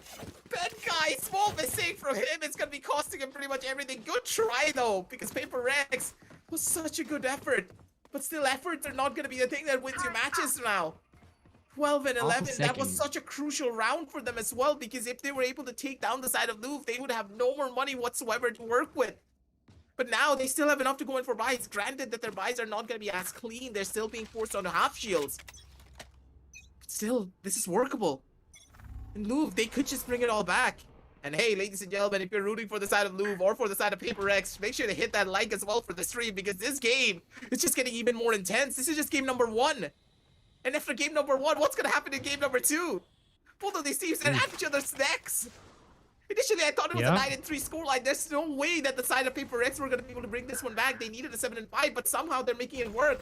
And now Louvre, they could just be the one to close everything out. Jing got overly aggressive, and that over-expression is going to be costing it, but still Forsaken swings out. And such a good player, dude. Like, the reaction speed on this man, he just swings out an instantaneous kill. He doesn't even have to think about it for even a second. Pure muscle memory right there. As right now, Louvre, they'll be jogging their memory back to a round. And both Paper X, both teams, they were 1, maybe 2 rounds in there that, were thrifties, were rounds that they should not have given up, but just happened. And thinking about them, this could have been a whole different scoreline if one of those earlier initial few rounds had gone the other way. But Forsaken has rotated over back to the A-bomb side. He got 1 kill on mid. The turret hasn't spotted him. He spots many people. He gets 1. He's going for the second. Darion has to push through, but there's Mindfreak in the bomb side who gets 1. Forsaken, Mindfreak, this crossfire is absolutely stunning to witness. And there's the Killjoy on A Heaven. Redco all by himself. Don't think he can do a lot. He flashed the members, but Forsaken didn't care. He didn't care. He just didn't care. No, what's a flash? Overtime. Was he full flashed or was he half flashed? I really want to know. If Forsaken got that kill when he was full flash. Oh god, I need to check this guy's computer really quick, but it's fine. Nothing to really worry about, but hey, it's 12 and 12, and somehow they're gonna be the ones to make it all work. Positions are prime. Guns are loaded. We're heading on down into overtime here, ladies and gentlemen. Something that we didn't really expect, but hey, when you're at the 9-3 scoreline, if the curse activates, it's of course gonna be going on down over to the overtime. Paper X. They're making things work for them. Slow and steady. They have the advantage on their side. And now Forsaken, he's gonna be the danger man that we all have to look to. 26 kills. 26. If this isn't a Southeast Asian El Clasico, I don't know what It is 100%. I mean, we called it. Best team in Singapore against the second best. Well, right now, this BO3 honestly will decide it for me. Which will be the best and the second best. What exactly will be the rankings? Because for sure, they are the top 2 from Singapore. Potentially even in Southeast Asia all over. As right now, we see a trade happening. Darion and Jing, both the 2 top fraggers. And one of the top tier players goes. There is a turret kill.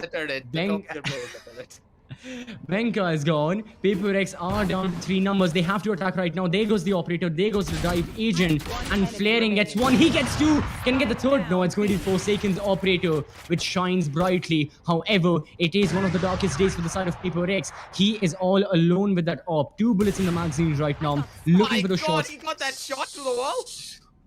Switch. How does he land? Flash through the wall bangs, he can do anything and everything, but can he clutch this 1v3? Highly unlikely. He'll be looking to plant the spike out in the open, baiting someone. He spots Lenny. He'll be going for the kill. There's someone right next to him, and that's going to be Juicy, getting the headshot. Again, amazing kills that we're witnessing right here. We are seeing people using satchels, using the velocity in the air, strafing through the air, then landing headshots, wall bangs, flash kills. Everything is happening right now, and we may have more rounds to go through, or this may just be the last that we'll be witnessing on the map of Split. It's gonna be difficult though, because Louvre, they have not really been having the best of times now. Do they? When it comes down to the door and attacking side, it feels as though the executions are a little bit too one-dimensional, and Redco's not been the one to take initiative in the way that he's using the breach. Initially, the kills were bad, the positions were strong, they were just going in for rushes. purely based upon the breach utility, but the breach is playing so much more further back that they're not controlling a lot of the executions coming on down through from the side of the defenders. That's what's really costing them so much when it comes down to their holes. And Forsaken! Oh, Beautiful play from this man. Just uses that smoke perfectly, and Benkai's gonna be going for a double. One Forsaken's enemy gonna be looking remaining. for more, but Benkai's not gonna be giving anything away to him. Benkai, 3 kills, Killjoy lockdown, and poor old flaring versus the entire world. Overtime number 2, ladies and gentlemen. Let's call it. I remember the longest one of the longest matches that has been in South Asia that went into overtime was in one of the seasons of the Gauntlet. Unfortunately, I've forgotten which it was. I know the longest match that happened in South Asia. I actually was casting that one in another tournament a few months ago. That was also, was it Godlike versus someone else? I don't know. I am not sure. What my point is, I'm not sure about Southeast Asia. This can be, I'm honestly just gonna say it, this can be one of the longest OT matches we will be witnessing in Southeast Asia. I just have to confirm what the longest one is. Was it like 4 quadruple overtime, penta overtime, 6, 7, whatever those are called? Regardless, we can see another tactical timeout, and yet again we have the same man on our screens, the man who has been providing the valuable information, strategy, and precision to the lads over at Paper X. It's going to be their coach Alex, speaking words of wisdom yet again, telling their team, telling his players what exactly to do. Even he's thinking, it's now going to come down to counter strats. I don't think both the teams can play what they were playing early on, because we have seen them go on attack, we have seen them go on defense, switch back in OT number 1 as well. So at this point, it's going to be counter strats. At this point, it's going to be try and time your opponents, and then interact with that and just counter whatever they have to offer. So we'll only be seeing as we jump into the game still the tactical timeout. It's about to get over, and we will be heading into overtime number 2. See that these plays are happening. They need to figure something out. They need to find new strategies straight up on the fly. Nothing that they have in their strat book is working against the other opposition here. Paper X, they need to be the ones to go in for a difference. But Louvre, they have something else to say about it. Good chunk of utility being thrown out down towards the side of B main to take a little bit of aggressive control. The A side is being held down by a lot of utility as well from the side of the Killjoy and the Astra. Lot of investments there, but B main control completely being established is one of the more crucial parts, because then they don't have to worry about any sort of a push from the side of B main, basically meaning that all the members of the side of Paper X are outside the sideline of A. Darion on this operator. If he finds a kill, it can work, but the kill needs to be good. That's fine, but still Darion. He's in the worst possible spot. No, Darion. He dashed to the right side instead of dashing to the left. Oh, that's gonna hurt. Unfortunate. That's gonna hurt. Well, oh, look at Lenny. Oh my god. Can he spot someone right here? He knows Jing is there, but unfortunately could not spot him. He saw Mind Fake. He reveals his location, although with the Phantom, it'll take some time for Jing to go over and try and kill him, especially with Redco right here on the outskirts. Redco, now, is he pushing through? Yes, he is. Does he spot Jing? He does spot him. However, Jing gets the kill. And there's another thing for the Louvre members to worry about. It's going to be the attack coming in from heaven, from deep A rafters. Only 2 members on the side of Louvre alive, both of them bunched up together here at the entrance of the A bomb side. Are they going to be entering? Yes, they will enter the A bomb side. Benkai peeks, he spots one, he gets the headshot, and it's going to be Mind Freak. With that headshot, Paper X win their attacking round. Aggressive. I think everyone knows how massive this round win is. We all do, because the attacking side is the weakest part of Paper X's composition, and now that they've won out on one attacking sided round, now that they're on the defense, the weaker side of the side of Louvre, what are they gonna do? They need to dig deep. They need to try and find something here. Otherwise, this is gonna be a 13-15 going in the favor of the side of Paper Rex after a massive comeback from a 9-3 scoreline. Anything could happen here. The side of Louvre, they need to dig in deep. They need to try and find as much value as they possibly can from the way that they're playing. Otherwise, everything's gonna fall apart. Steady wins the race here. There's gonna be 2 on B, 2 on A, 2 on mid, and 1 on B. Paper X, they're the ones who have the advantage. They don't need to go in for any sort of an aggressive play. Just run on away, save the sidelines, go in for a shot. But Jake, he's gonna be good for one, but Redco and Flaring takes him out. Recovering. Forsaken, he didn't need to go in. And he's gonna pay the price for it with his own life. Oh, Spike down okay. mid. Redco's also there. And does Redco spot him? He spots him, and in this case, Redco does land the shots. So 3 versus 3, we are back to a 3 versus 2. Now it is yet again the members of the attacking squad in advantage. But look at Mindfree. I don't think anyone's spotting him, nor do I think anyone will spot him, as the spike will be traveling over all the way around from attacker's spawn towards the A bomb site. 30 And the thing seconds is, left. Benka is all alone. He's got all of his utilities set up on A, but yet again, he's all alone. If he dies without getting 2 kills, I think this round is done and dusted, because Paper X, well, they only have a single member alive. Benka is right here. He spots one. Can he get 2 kills? No, he only gets 1. Lenny is still there. The spike is going to be planted. We can see Astra traveling over as quickly as possible. Mind Freak is right here. He can place his... Oh, he doesn't have his Astra stars anymore. So, may just have to go all by himself, and he'll be facing off against the operator in a long-range gunfight, and it will be working to Darion's favor. We are going to triple overtime as the match pushes Switching into sides. 14-14. Overtime. They're just making it work, man. Slowly but surely, they're turning it all around. 14-14. Both of the teams have won out on their weaker side already. And when the going gets tough, Need a drop. Thanks. the tough get going. And now, I don't know what else to say. My hands are up in the air. Both of them have counter strats for their own weaker sideline. And I do believe that Paper Rex, they've got to be sweating as well. Alex, he did give them the moment of courage. He did tell them exactly what they needed to do, but still, this situation is just not going to be enough now, is it? Once again, Paper Rex on towards the side of mid, trying to establish a little bit of control. Slow and steady wins the race for them. Going for a push. See if we can find that AB side execution. A lot of utility being thrown out. Lineups are going to be good as well. Heaven control has been established, and they're walking into the side. Flaring, he needs to be good for multiple kills, but still they're not going to be able to find it. Devi and Jig, they just swing out and going for the shots. They going for the kills, and a flawless round could just be on the cards. Paper Rex! I'm sorry. What? What is going on? They walk into the side and they find all of the kills? They walk in! Is this a... Is it a breakfast buffet that you can walk in, have a good time, select whatever you want? Ooh, that's an operator. Ooh, that's a vandal. Let's take that. And then just go away. Not that it matters, because again, it's OT. But what's going on? Well, what's going on is it is going to be a flawless round. It's going to be one Jet getting rid of the other, one top fragger getting rid of the other. As back up again, we can see Paper X are on match point. They are on their defense as well. The side which they should be strong theoretically. And they have to perform yet again. The previous time they were on match point, they were on defense. They ended up losing in a near flawless manner to the side of Louvre. You know, they got a few kills, but towards the end, it was just isolated gunfights. And it was just Benka and Mindfreak all alone on 2 entirely different bomb sets, and they just couldn't do anything about it. So now, Pipex, they've got to play a bit more concise. We can see that Mindfreak is right there, still on B.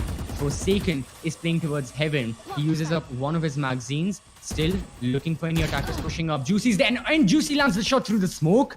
I'm sorry, that was a headshot through the smoke that Juicy landed right there, and that gives the initial kill in favor of Louvre.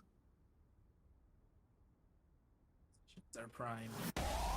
Now shots are going to be taken as well. Swings out, but Jig, he's just so good. Jig, he's going to be able to take down 2. Doesn't really matter who swings him. Let it be you, let it be Tez, let it be whoever. Doesn't really matter to this man. Just wants to hit those shots. With that, Jing, he holds down the sideline, and one by one, the attackers are falling apart. They're not going in for the clears, but still, Mind Freak, he's not going to be able to go in for that spray transfer. The battle. It's not going to be reading true for him. It's a 3 versus 2 situation. Redco and Flaring versus the entire world. If they're able to get it, if they're able to do it, it's gonna be good, but still Benka here, the better cross replacement. Redco just gonna get caught out with his pants down.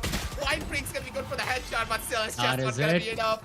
And Paper Rex, from a 9-3 scoreline, they make a comeback happen, sending it down over to a 14-16 double overtime, ladies and gentlemen. And Paper Rex They're gonna be the ones to take map number 1. This is their home map, but still, you gotta remember that the side of Louvre, they put in a lot of effort to bring this one back. Shots were clean, they were beautiful, and this was just map number 1. Come on, CCV, map number 1. We And this is how incredible it was. we haven't seen either one of these teams play this map against each other for 5 months.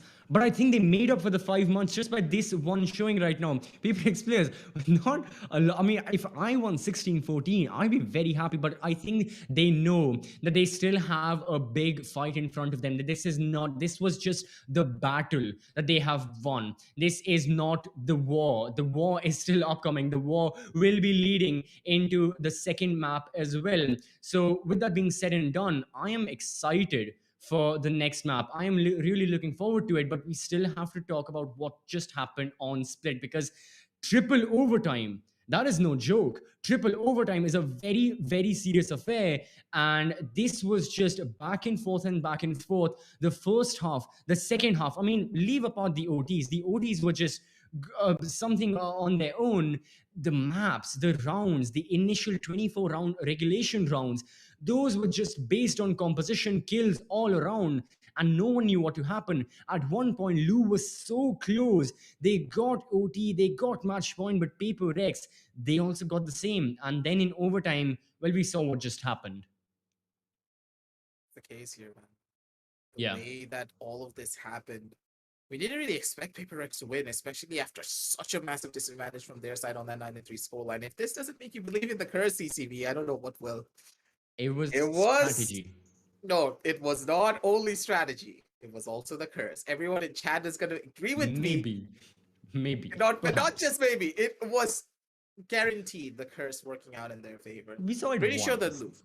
No, pretty sure Louvre, they were like, oh God, did we just end on a 9-3 scoreline? Oh God, Paper X are going to be coming for us.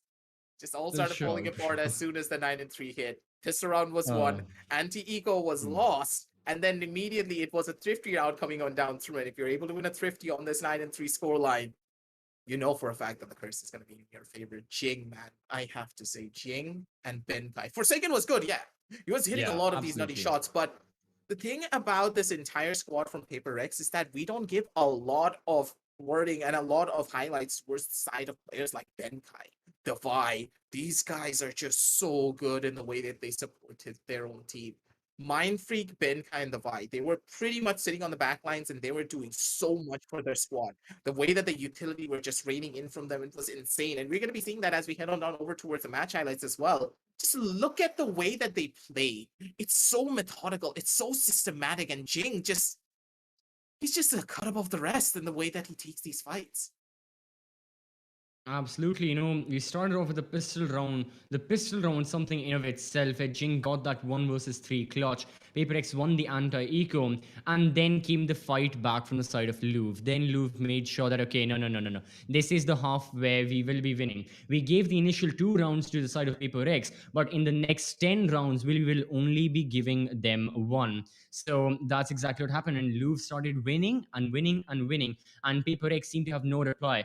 Often at times, they were down on guns. Often at times, they were losing their duels early on, being in a man disadvantage. Sometimes it was both. Even in full buys, Paper X at times were not looking like the best squad that they could have been, and they weren't winning those gunfights. It could be scratched up and it could be thrown up in the air because they were attacking on a map such as Split, or it could be for a variety of other reasons as well. But they were definitely plenty of amazing kills that we have witnessed. One of them we just saw as Jing got that kill right here on the side of mid being flashed, and then we saw this pixel peek from both the Jets, and it was Forsaken who won that duel. Even after that, no matter which of these 10 players we talk about, everyone gave great performances. Sure, they were standout players, definitely. I'm not denying that. Both the Jets. I mean, all of us have been hyping it up. All of us have been talking about this rivalry for so long, and we have been looking forward to seeing it. And we have been seeing, Darion versus Forsaken, and we just saw that, and we can see it in the upcoming maps as well. Maps plural, perhaps. No one knows what's going to happen. But other than that, even the remaining 8 players, like you're mentioning, Graceve, I have to just talk about more and put more emphasis on that point as well. That everyone, not only with the utility usage, which was great, mind you, as controllers, as the one initiator, which was Redco, there were plenty of instances where Redco's flashes, yeah, one two instances where they did backfire and it was a team flash. But then again, his fault lines and his rolling thunders, the few and far in between of the rolling thunders that we did witness, well, all of them were absolutely stunning. Not only that, but he was getting kills for his squad. And overall, all 5 members of Louvre, they gave their best performance. If you're going into triple overtime, doesn't matter who wins, both teams have given it their level best. And this was the map pick of Paper X. They do win their map pick, but next up, Louvre, they may have something up the sleeves as well. Nobody knows for sure. But for the map of Icebox, we already know that Louvre, they're just in a better spot, yes, but at the same time, Paper X, that's one of their second strongest maps. Icebox is a map where they have a really high win percentage, and that is a map which they pick up quite often as well. And Louvre taking Paper X to their own home turf, they need to be very sure of what they're doing here. Louvre trying to take this engagement, especially after such a heartbreaking loss, it could be a very problematic situation for them if they're not careful. But once again, I digress. That's the thing. Like, you have nothing to really tell yourself other than just patting yourself on the back and be like, hey, we tried our hardest. It was a 16-14 overtime win for your opposition. So you can personally be like, hey, we tried our hardest. We're just not able to do it out. The passion and the strategies from the side of Paper X were just better. We'll get him next time on map number 2. That's all that you can hope for. And with all of those factors coming into play here, so it's fine. Just go in for a mental reset. Make sure that you're in a good position where you can just tell yourself that, all right, on the map of Icebox, we can go in for a hold. We know what Paper X are capable of, because you got to remember something. Paper X, they play the map of Icebox all the time, and Louvre, they're really good at counter-stratting. I can already see that. The counter-strats that they go in for, the strategies that they were consistently changing up, it's just so good. But right at the very end, why did the side of Paper X win? Because they knew how to take the engagements. They were pushing into a lot of the sidelines that made Louvre feel very uncomfortable. And if the side of Louvre are able to switch up their strategies consistently throughout the entirety of Icebox and not allow Paper X to catch onto their plans, there's no way that Louvre are going to be the ones to lose out on map number 2. That's the thing. Icebox is going to be an entirely different ball game in of itself.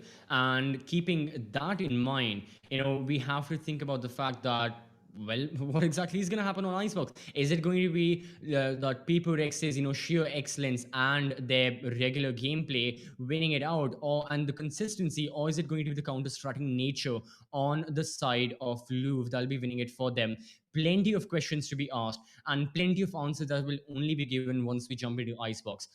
For now, Split, it was absolutely amazing, but it was also tiring. 16-14, yeah, that's no joke. We have to we have to take a small break. The players more so, they have to take a breather. I mean, the amount of mental energy that they are using, apart from just physical energy as well, sitting and playing and focusing, eyes, hands, everything, you've got to make sure that you are well rested and are well energized. As for all the viewers as well, I honestly think map number 2, maybe even map 3, can go into overtime. This can be a long debacle between both of the teams. So if you want to be energized, well, make sure you grab a can of Red Bull right now during this break. Make sure you energize up. The QR code will be flashing right here in a matter of seconds. And then, yeah, you'll be ready to watch potentially the next 2 maps. But one thing is for sure, we will be returning on Icebox. The only thing is, it will take us just the shortest amount of time, a few minutes, and we'll be right back.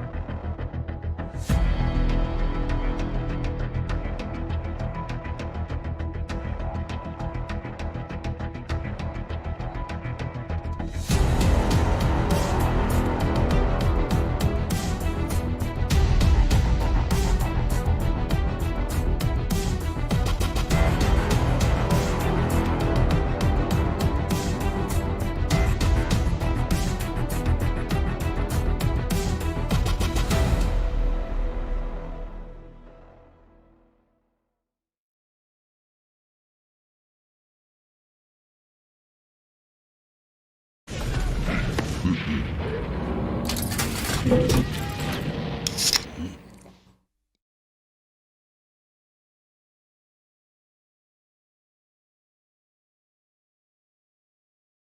back, ladies and gentlemen, to the AMD Presents the Esports Club Showdown Valorant in association with Red Bull.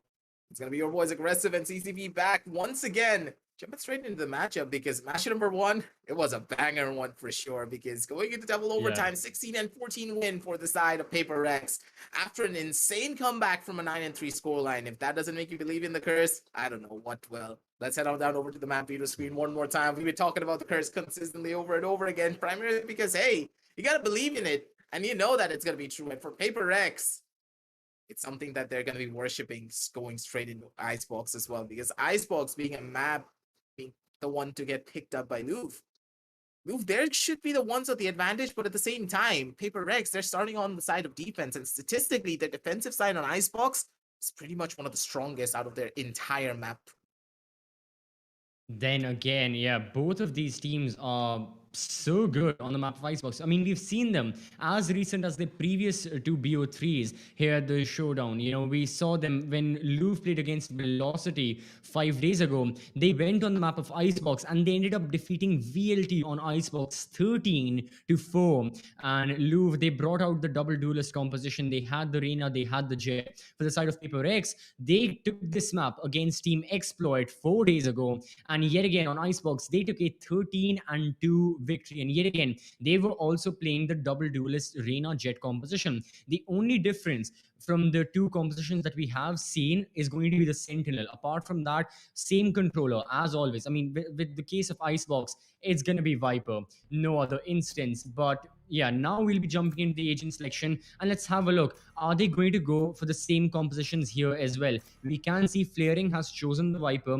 Juicy, in this case, will be on the Jet, as right now it looks like Darion will be playing the Reyna. So yeah, again, you know, what we have been seeing, Darion has been far more accustomed to the Reyna, and Reyna has been his main agent overall here at the Showdown.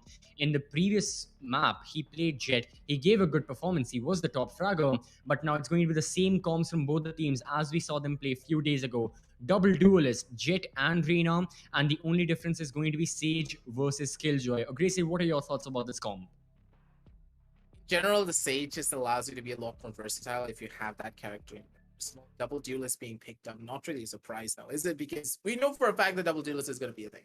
It's Southeast Asia. They're of course going to be going in for that double duelist. That's their trademark because raw strategy encapsulated by just having such incredible aimers on your squad. You got to give them the duelist so that they can frag out of their minds. Jing and of course from this Jing and of course Forsaken being the ones to facilitate all of it. But from the side of Louvre, they also have a little bit more of their own spicy strategies, picking up the Killjoy instead of the Sage. Now you can ask me, why do you not like the Killjoy over the Sage? Primarily because of one thing. The Killjoy allows you to be a lot more versatile, yes, in the way that you hold down a site. But when it comes down to the attacking side, you're kind of one-dimensional in the way that you need to go in for plants. Your plant spots are going to be pretty much down in the worst possible spots because it's a one-and-done angle. If you don't have full-on site control, then you can't go in for the proper usual plants now, can you? Because on the A side, normally, where do you plant? You plant in the open, and the Sage allows you to plant in the open very easily in comparison to any other character because her wall allows you to take those risky plant spots and allows you to go in for easy executions without even clearing out the entire site. While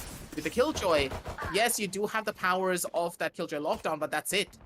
But Mind Freak goes in for that immediate swing, tries to go in for a couple of kills, not going to be the one to find it. It's going to be Lenny and the Killjoy being able to find something here. And now Red Go on towards the back end, goes in for a couple of pop shots. Gun does find the classic right click to the forehead. That's going to be good for him. But now Benkai takes him one on the Juicy, sending it down over to a 3 versus 2 situation. And Louvre, they're in a pretty bad spot of their own. They are, you know, Louvre, they may have planted the spike right now. But the thing is, they again, Paper X, they have side control, and now they have made it down to only one person. That's going to be Flaring. They'll be looking to defuse the spike as soon as possible. Benkai is pushing through. Flaring, though, his snake bite, it gets one kill. Benkai has a choice to make. Does he push for the kill? He spots him, and he has to shoot him down to 25 HP, and Benkai gets the kill, and that is going to be Paper X. They may have lost the initial few gunfights, but they still win the round for themselves. So, a good showing for them. It's looking good for the side of Paper X. Again, they win the pistol onto the anti-eco on the side of Louvre. Now, what exactly are they going to be looking for? Do they want to go for the force buy, or is it going to be them saving up their credits, going for just one, two upgraded pistols, a sheriff here or there, mainly classics, and just trying to rush a bomb site, saving up for the next round? That is a decision that Louvre have to make. As for the side of Paper X, they'll be happy with the start. It is their defense. They've got to be in the advantage right now, kind of like what we saw on the side of Louvre on the map of Split. You have to make sure you end this half in a pretty decisive manner. Even then, yes, upsets can happen. We did see the upset on Split, but Paper X, they'll be far, far more confident if the end score is an 8-4, 9-3 than it would be a 6-6 or a 7-5.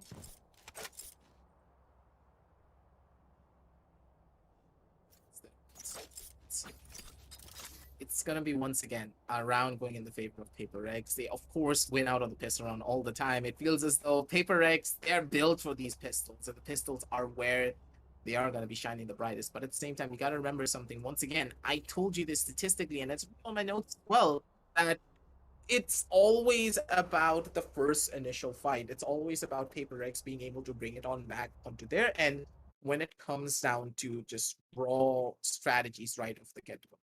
And now that they're starting off on the defensive side of Icebox as well, this is their much more comfortable side. And if they're going to be the ones to go in for an 8-4 scoreline, God forbid, not the 9-3, just an 8-4, they should be the ones to be happy moving on down over towards their own attacking side. But for Louvre, what are they hoping for? They hope to see if they can break their way in and go in for a proper hold on their own attacking side, because their side on attack, it's a little bit more problematic for them. They're still not going to be able to find a lot of value out of a lot of different strategies that they could possibly employ, primarily because of one specific thing.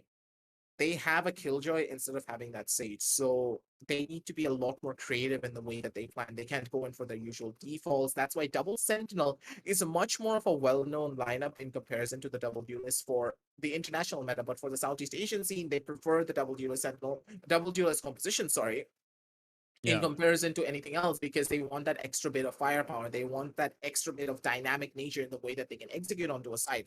They can play it slow, they can play it steady, or they can go in for a full-scale fast rush. They give like no two dams, use that Sage Wall, and just get that spike plan down and play purely based upon post-plan positioning, where the duelists can just reign supreme throughout their own raw mechanical skill. They don't have to worry about anything else.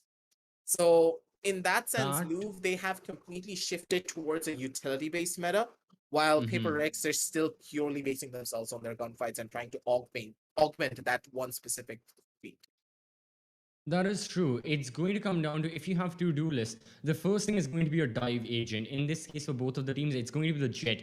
As an attacker, you have to create space using the updraft, using the whirlwind, and once you have created that space, once you have distracted the defenders, then comes your secondary duelist. In this case, well, again, for both of the teams, it's going to be the Reyna alongside her Leo, flashing and blinding those defenders and then getting rid of them. So the dive duelist has to be the distraction. They've got to create space. Then there's got to be the follow through. We still have to keep on theory crafting as the technical timeout is going on. Apologies for that. We should be getting back to round number 2 very, very soon. I know everyone's excited, especially after seeing how Split happened. But for now, I think that is going to be the primary strategy. In executions, without a Sage, without that Sage wall, the barrier being there to allow the side of Louvre to plant the spike and then to play the post plant, they have to create space of their own and engage in duels. Something that Paper X should be looking to deny, as we see a force by coming in from the members of Louvre. Quite interesting. Forsaken's right here with the Marshall. And he was that a headshot? That was a headshot. Flick onto Darion. How is he alive in real life after a shot like that? Forsaken gets another. Oh yes, obviously he does. He's looking for his third. He spots 2 members. He's got to fall back. 20 HP on the snakebite right now, and he dies. Louvre have side control, but they don't have the best of guns. It's fine, nothing to really worry about. Juicy's having a little bit of his own fun time, but Ben Kai, beautiful lurk from him. He already has a positions prime. There's no way they're gonna be clearing and flaring. He doesn't know what's up. He's gonna be the one to get taken down, and Ben Kai, just immediate rotation from him. He's just gonna be the draw to run on away. Juicy! Down, attacker was at 1 spawn. HP. He tried to swing out and he tried to go in for a fight, but he gets taken down almost instantly. And now it's all up to Redco. Redco versus the entire world for him. 1 versus 2 situation. He does have the spike to work with. Does have 2 nanoswarms as well. Can easily go in for the plant and go in for a proper post-plant hold. Now the real question is, Redco, are you going to be the one to go in for a push? Do you want to try and press your advantage? But no, he's going to be playing it safe instead. Turret in the back to watch down from all of his different angles, but he still has another nanoswarm to work with. Does he have a lineup for it? But no, Redco, he gives away his position, but still, we know exactly where he is now. But still, Redco knows exactly where the defenders are. Just 1 kill, just 1, that's all that he needs. The shots are not going to be good enough though, but Redco, why? He didn't need to push out into this corner. Going on to yellow, but still, he wanted to play it risky. He wanted to go in for a gunfight, but he gave away the advantages that he could have had. 2-0 in Paper Rex. They're going to be able to take this one away. This was the force fire round, mind you, coming on down through from the side of Louvre. And now that they've lost here, they need to go in for a full-scale eco.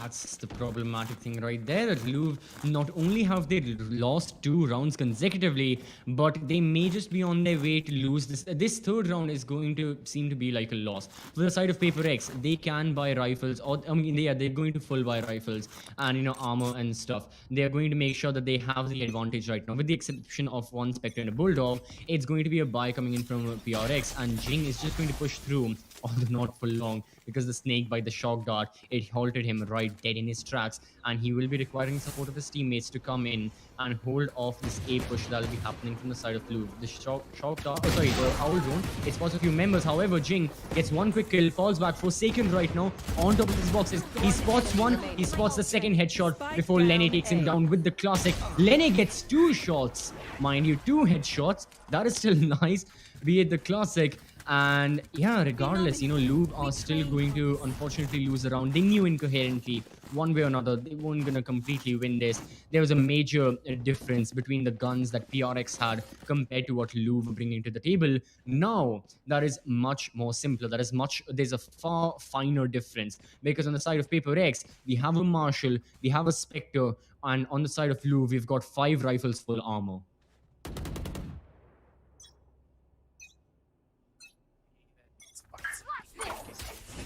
Not really the thing that you really wanted for, but still Forsaken, he's gonna be able to get away with it. Jumps out and gets a kill onto Redco. Poor old Redco's not having a good day, man.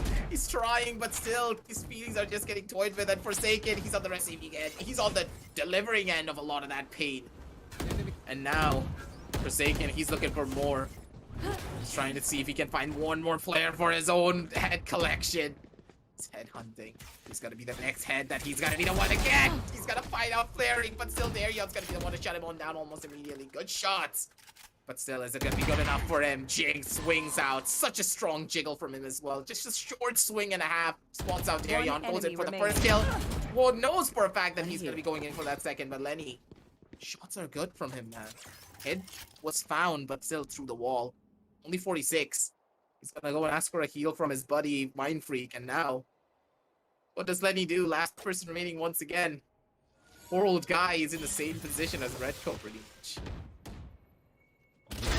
Guy spots him and he gets the headshots and he'll be taking the bundle. So, Paper Rex, full buy versus full buy, and only a single casualty, and they come out of it nearly unscathed, with the exception of obviously Forsaken that we can see. But then again, aggressive. Forsaken didn't have a good gun. He just had a cheap Marshall which costs less than 1,000 credits. So he can opt for the full buy. Now that he has extinguished his ultimate, his Bladestorm is gone, he can go for the Vandal or Phantom, whichever he prefers. And Paper Rex are still looking extremely strong on paper right now. And well, that is the case. Unlike Split, the thing is that on Split, Paper X, even though they were on attack, they were in a disadvantageous position.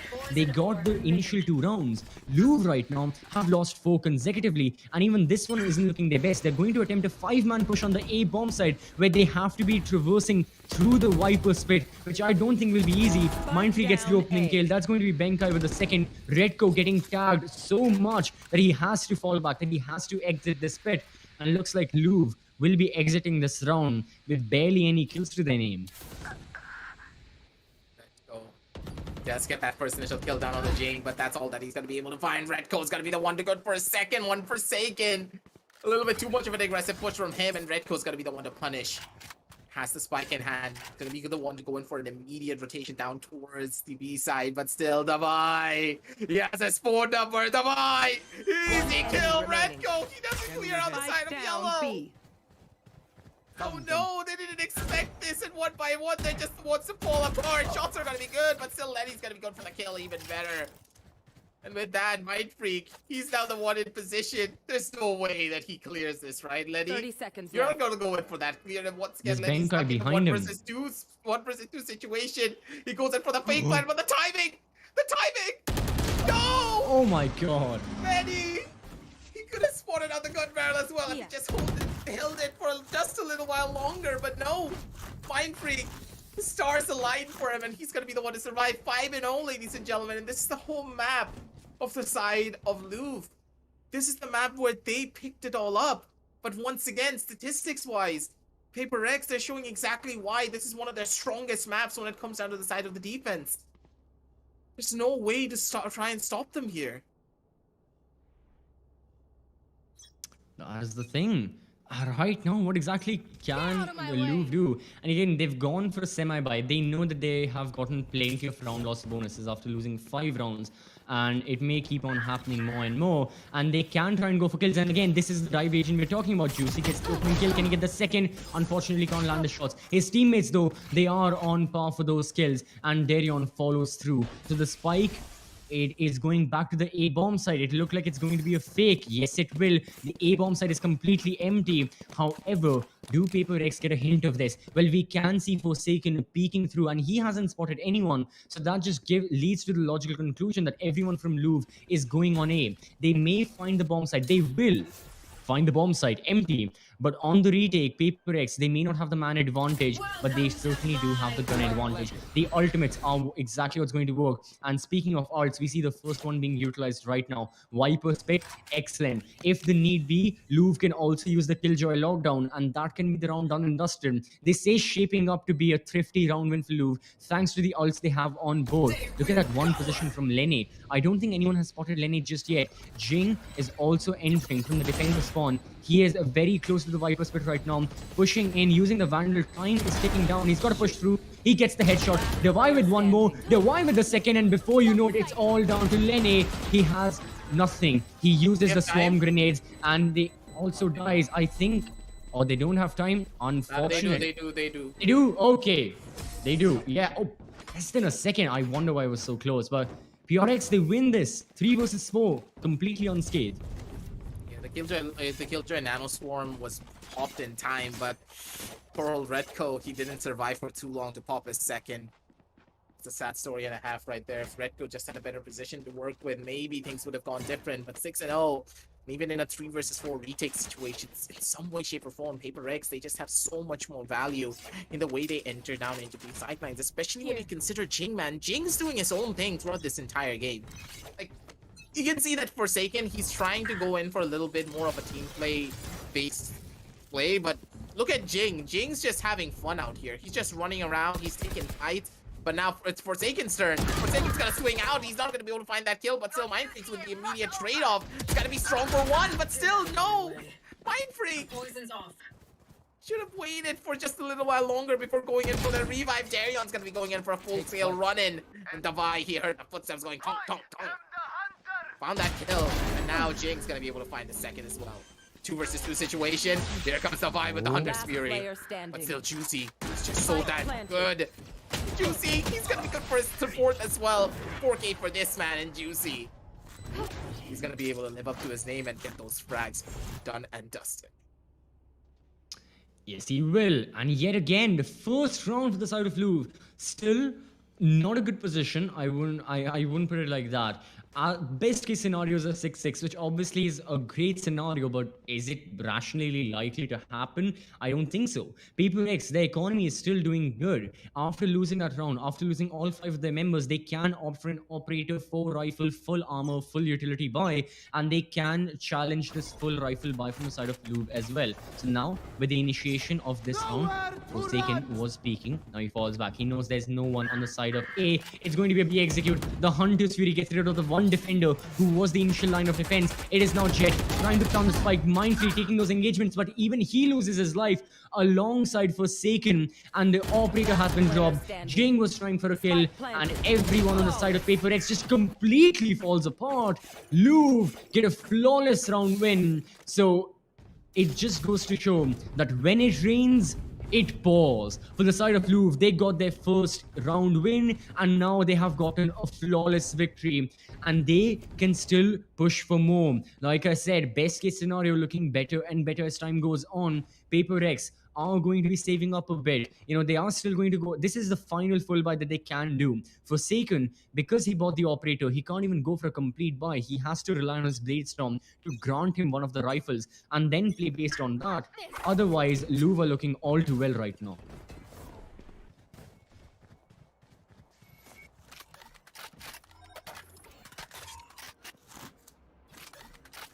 So, the side of Louvre, earlier, it was another bay execute, and it was a very fast one. This case, it's going to be far slower. The Owl drone gets a bit of information before being destroyed. The toxic screen goes through, and again, without a Sage, you have to rely on this toxic screen to blur a bit of the line of sight for the defenders. Mind Freak will also be peeking, but it's Forsaken comes from behind. He gets one headshot. Can he stay alive? He falls back towards mid. He falls back towards mid. Again, a very smart play to make. Oh no, Red Go, easy kill for him.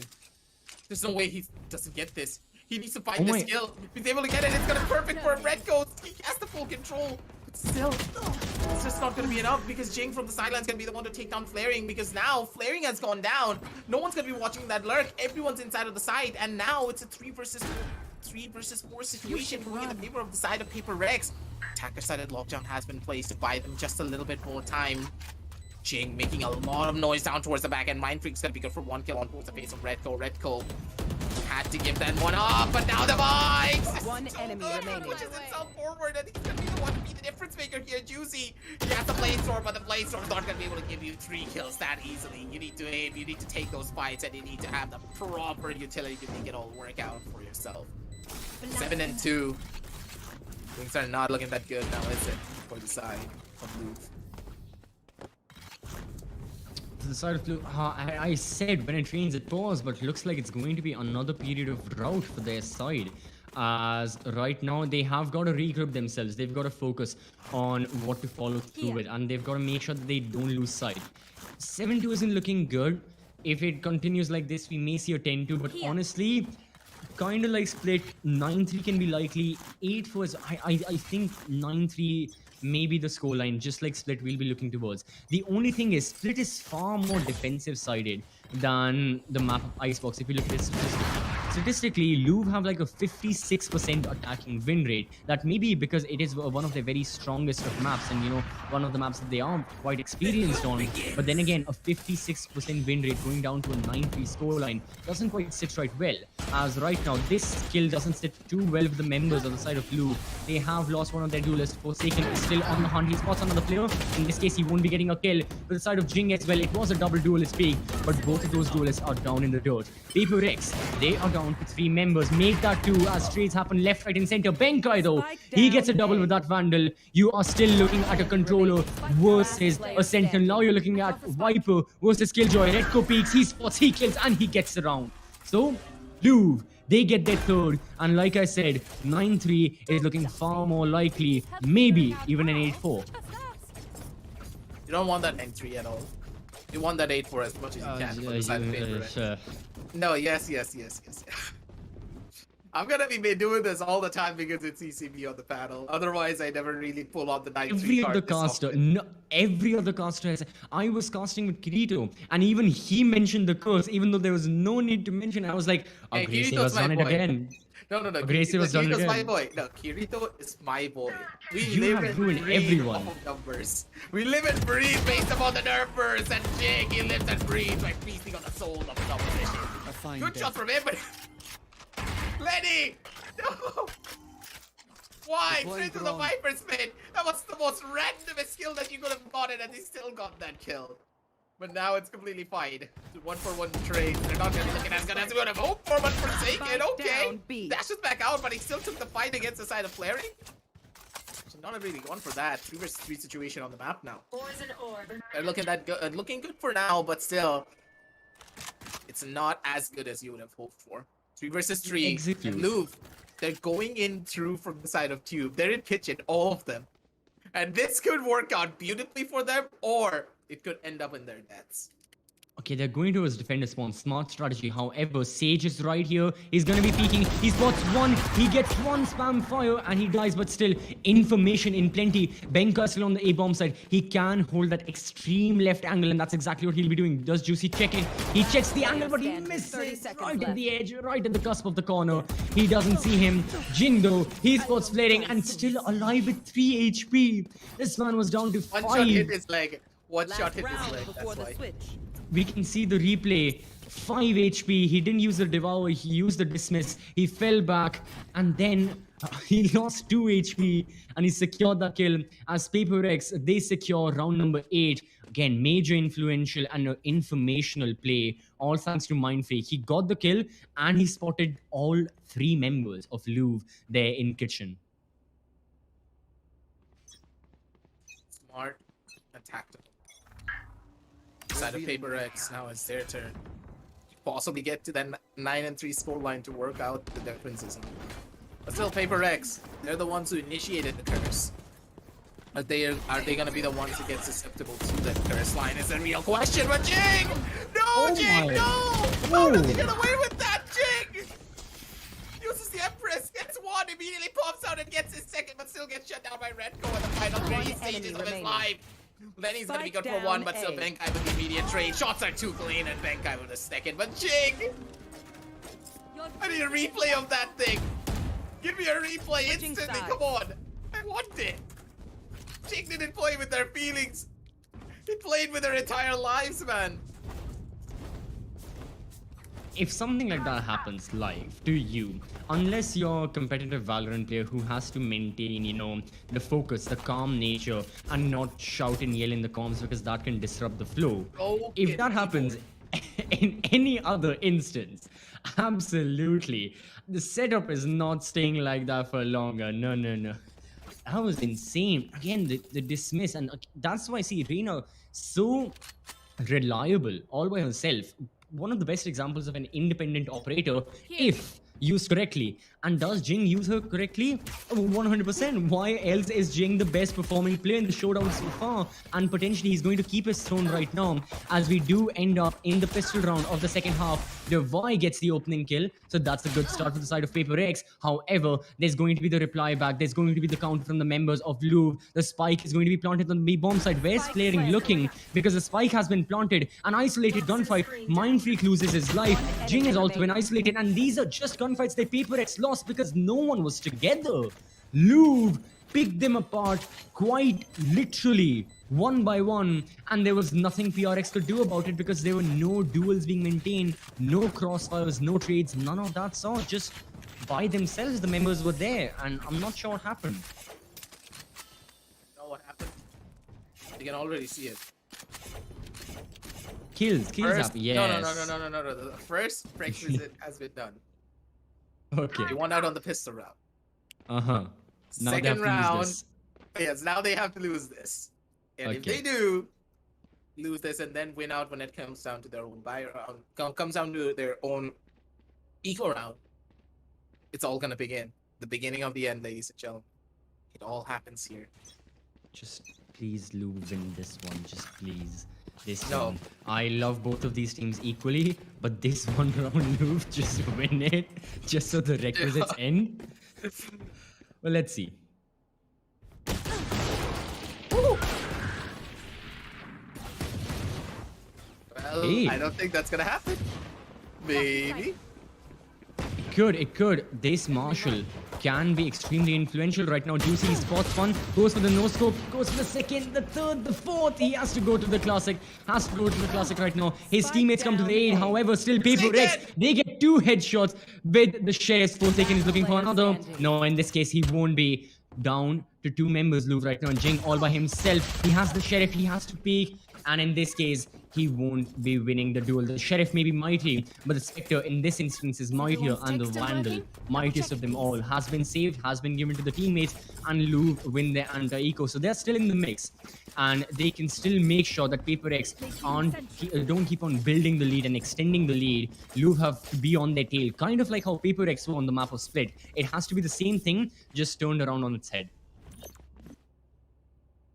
Positions are going to be good for them. It's 9-5 though. So now moving on down over onto the buy round for the side of Paper X. They should have an advantage and they should be the ones to bring this one back to themselves. But for now, at least, we don't know. Benkai is going to be good for one. Immediately does get traded out by Redco though. So once again, we're back down to a one-on-one trade situation. But no, that's not how the trades are going to be working. But still, Paper X, they're going to be the ones to make it all work. Forsaken gets tagged down to very low levels of HP. No more Sage as well to try and pick him back up, try and send him back up to that full HP margin. Now Juicy, he's also at low HP, 70 on him. And that's going to be a 60 on towards the other side. Jing, he swings out. He wants to take this fight. He wants that overheal. But Juicy, he has such a beautiful position. He's on that lurk. He's going to be good for one. He's going to be good for two. And now here comes the side of Louvre. They're going to be the difference makers here. One Vandal and a Dream. That's exactly what he needs to try and make this all work for him. Come on, man. You have to say that Juicy on that Jet. He's just on a different level. And here's another Jet, this time with the Vandal right now. Forsaken, yeah, not a lot of HP. He peeks wide, he spots one, doesn't get the kill. So Louvre, they get their 6th round on board. This full buy was absolutely invaluable to their side. They needed this win, and the fact that they have it means that they are on the up and up. They are retracing the steps that Paper X made early on in the first half, and they are following those same footsteps, trying to catch up, which I'm sure they can, because this round as well from the side of PRX, well, it's going to be another eco, just a few upgraded pistols here and there, a bit of utility, but otherwise nothing major, no comparison to the Phantoms and Vandals and full armor that Louvre will be bringing out from their side. So I can definitely say a 9-7 is looking on the scorecard, and then Paper X have to give a good showing. Otherwise, we may see something else happening. Right now, though, Darion, again, no fear in this man. He knows he's got the Vandal. He pushes through. He gets 2 kills. He spots another. He gets the 3rd. His teammate died, but he lives on. And as he spots Jing, Reina versus Reina, long range duel. Jing with the Sheriff. Jing with the Sheriff. He gets 1. 2 kills with the side of Paper X. They may have lost this round, but they know they've dealt a bit of damage to the side of Louvre. They'll be moderately satisfied with how this round ended, thanks to those 2 duels. But other than that, it's the full buy they'll be focusing on. They don't care about the past. They don't care about the economy. Paper X will be taking the timeout, and they will be talking strategy. Yeah, Alex, he just was like, all right, boys, I think that you're getting a little bit too impatient. You need to take it slower, play it systematically, because this is the attacking side of Icebox. If you overcommit to those angles, it's just not going to be working out for you. And he's trying to work out the problems. He's trying to see if he can find any doubts on his team's mind and just be like, hey, these are the doubts that you have. Let me clear it out. Take a deep breath. Take a pause. And just focus on the match. It's all right. The 9-3 scoreline is nothing. It's just a myth. That's what he's telling all of them, but we know for a fact that it's not a myth. And the side of Louvre, they could just be the one to bring it all back there. And it's a 9-7. 2 more rounds, just 2 more CCV until this goes down over to the even-Steven scoreline. Anything could happen. And in this round, when both teams do have the proper buys to work with, Paper X, it's either go big or go home for them. Otherwise, Louvre, they're going to be the ones at the driver's seat. And you got to remember something.